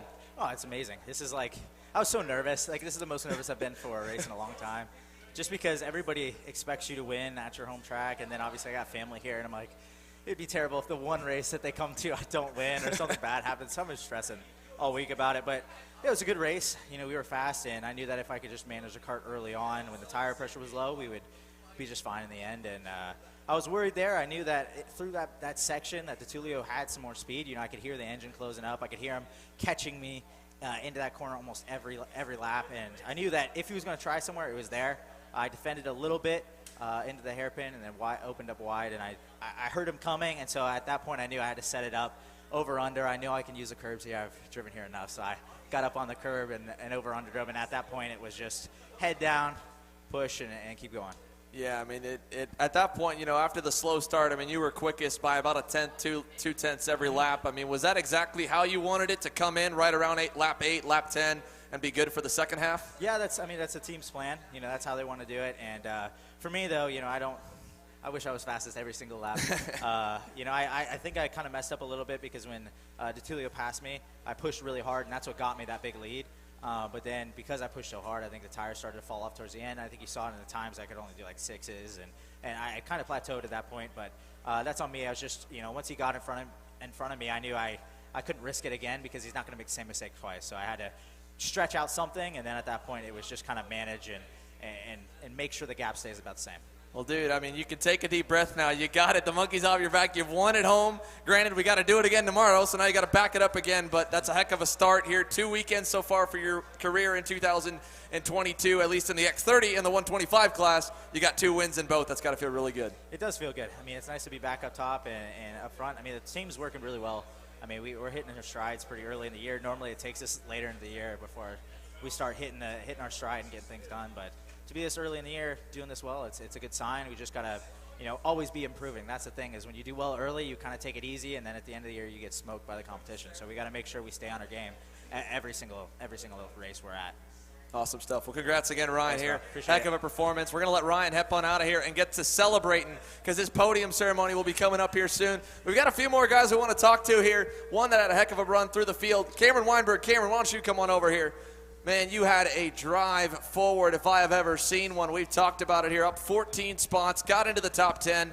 CRG, I mean, that's a brand that's really kind of come back around with you guys here, and with you and your brother especially. Were you nervous about getting on that piece here to start the year? Because you've had 2 really good weekends with it now in X30. Yeah, it's been pretty interesting switching over from the OTK. But as soon as we tried it, we tested it at Homestead before SCUSA, and it's just been rolling ever since. Well, dude, I mean, again, it's been rolling really good. Walk me through that race here. Obviously, not a great, quali, not a great pre-final, heck of a final. I mean, were you enjoying getting the car through the field and having that much more pace? Yeah, for the pre-final, we were pretty fast, and then made a couple mistakes at the end, and then really just in qualifying, didn't have the pace, didn't really have much grip to get around, but figured everything out for the final, which is what we needed to do. Yeah, well, it was a heck of a run here for Speed Concepts Racing for CRG. You got him another top 10. Congratulations, Cameron. Thank you. All right, we'll let Cameron Weinberg hop on out of here again. We got more drivers we want to talk to here. Zach Clement DeMello went the other way, unfortunately, today, but he's had a ton of speed. And, Zach, we caught a little bit on camera. ZCD, come on over here, buddy. Listen, I appreciate you got a smile on your face. It looked like you've been having a good time up until that point this weekend, because the pace has been good. To finally get back to where you should be at the front of the field, at least had to be good up until this main event. Yeah, I mean, this kart was really good. The AM gave me a great motor. It's unfortunate how it ended. I'm super bummed. First race back in a while, so at least there's tomorrow, I guess. Yeah, you get another run here. You get another run at it. Walk us through that start, man, because it looked like, I mean, you're starting inside the top 10. Normally, you're safe from the chaos up there, and you ended up dirt tracking it every which way. Yeah, I mean, I tried to get to the inside. There was absolutely nothing there. Tried to force my way in. No one wanted to give an inch, and I don't really know what happened. I'd have to watch the replay, but I just felt something on the rear wheel, and after that, I was gone. Well, you drove back forward, obviously. Got what you could, salvage the finish here, but nonetheless, like you said, you got tomorrow. Where do you roll off tomorrow for qualifying? Or after I qualifying, got P9 overall, so starting 5th in the pre-final, see what we could do with that. Yeah, it should be pretty good. The pace looks good here today. I mean, what do you think? Obviously, you got data to look at and a little bit to look at when you go back to try and find. Do you think you got something where you can challenge Ryan tomorrow? Ryan's been extremely quick this week. I think he has a bit of an engine edge over everyone, if I'm being fully honest. The speed down the straight he has is absolutely wild. So it is what it is. We'll see what we could do with what we have, and hopefully next race we can give him a better run for his money. Well, we'll see here. ZCD, again, always good to have you back behind the wheel of a go-kart. Good to see you again this weekend, and best of luck tomorrow, bud. Thanks. Super happy to be here. Yeah, man. Zach Clement DeMello again, everyone. Thank you so much, Zach. And we've finally got a couple more here. Marian Kremers, why don't you come on over? Talk about an up-and-down race here. We've talked about your program this year is to really just continue to work with PSL karting, work with the single-speed chassis, get that stuff back to winning ways. And it's not like it hasn't been on the podium. You've gotten them hardware. You've had top 10s. That's to be expected. You're a world champion. What do you think we need here for tomorrow? Is there anything you felt you were missing in this main event? Yeah, I was just missing my brakes, actually. Oh, so, really? Yeah, like the beginning was very good. I was catching up. Earlier in the week we were struggling a bit, but we made some changes for this main event, and the car really was handling amazing. So early on I was very fast, catching up. I think got up to P7 or 6, right behind Tom, and then I just lost my brakes. So from then on I was just hanging on for dear life.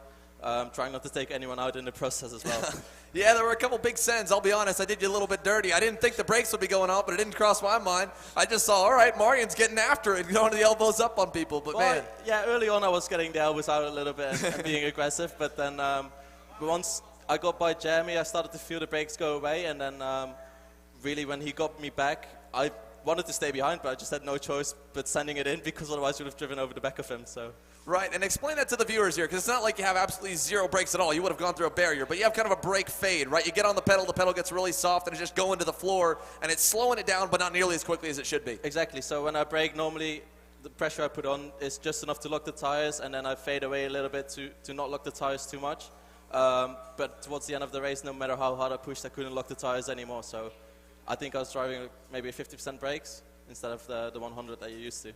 Well, hopefully you can get that sorted out here. And again, like you said, you were coming through the field. I mean, the pace was kind of progressing all weekend, just getting a little bit more, a little bit more. You take the brakes out. You said the car was feeling pretty good. Are you looking like you're going to make a few more changes overnight, or you think you've got something for tomorrow? No, I think I'm going to leave it like this, because honestly, I was thinking that maybe I've had a bad set of tires as well. So hopefully the set tomorrow is going to be a little bit better, which was the case yesterday. So then I think we'll be sweet.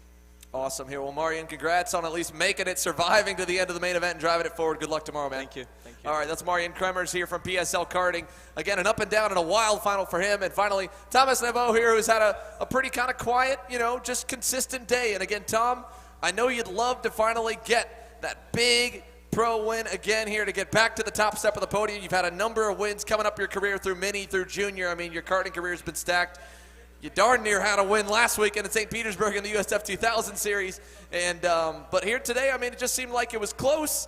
Just wasn't right there where you needed to be. Yeah, I mean, we have the pace in qualifying. I think yesterday I should have probably be a top 3 in the qualifying for today. Did a mistake. And today I don't know, race pace, we were missing a bit. So I think I did what I could with the kart I had. So we're going to have to work a bit tonight. And maybe tomorrow we have a chance at a podium. Hopefully, I guess. And talk to me about it here. Where do you think you were missing? Were you lacking a little bit of grip, a little bit too gripped up? What was the kind of part that you feel like you need a little more from? It just seems like I can't get the power down, so it's like just waiting on the kart, and I just see them drive away. That's a bad feeling. Yeah, that's probably not a good feeling at all there. I mean, you managed what you could. Obviously, you got yourself a good points finish. This is a long championship, 8 main events. That's got to feel pretty good. And then, talk to us. You've got such a busy year. You've got your full road to Indy. You're working as hard as you can to continue to build up your professional racing career. What's got you coming back and racing karts as much as you can? I mean, you were literally going from car to kart to car to kart this entire past 4 weeks. Yeah, I mean, when you come back to karting, it's so close. The racing's so good, so it's always fun to be able to come back, and makes it harder. You have these guys like RPG that are there the weekend prior to the race testing, and I come here on Thursday, do 4 practice and try to be on pace. So always more difficult, but it's fun, challenging, and yeah, hopefully we can race with these guys soon. Yeah, hopefully we can get you going there here. Obviously, a very well-rounded driver in Thomas Neveau. Tom, good run today. Hopefully you can get to work here tonight. We'll let you get to it. Yeah, good luck thanks. tomorrow. Thanks. That's going to wrap our broadcast up, ladies and gentlemen, here, because we've got our podiums. We'll be filming those, getting pictures up of it. And, of course, for those in the paddock here today, there will be the podium presentations here coming up very soon. That's all we've got for your top X30 Senior field. For Caleb Smock, Trevor Blue, Kyle Cuthbertson, the rest of our entire Kart Chaser crew, Matteo Giuliano, Jenna Tommy, and everybody else we've got behind the cameras all around making it happen. Thank you so much for tuning in. We will see you tomorrow morning bright and early at 9 a.m. for free on YouTube.com/KartChaser with pre-finals and last chance qualifiers.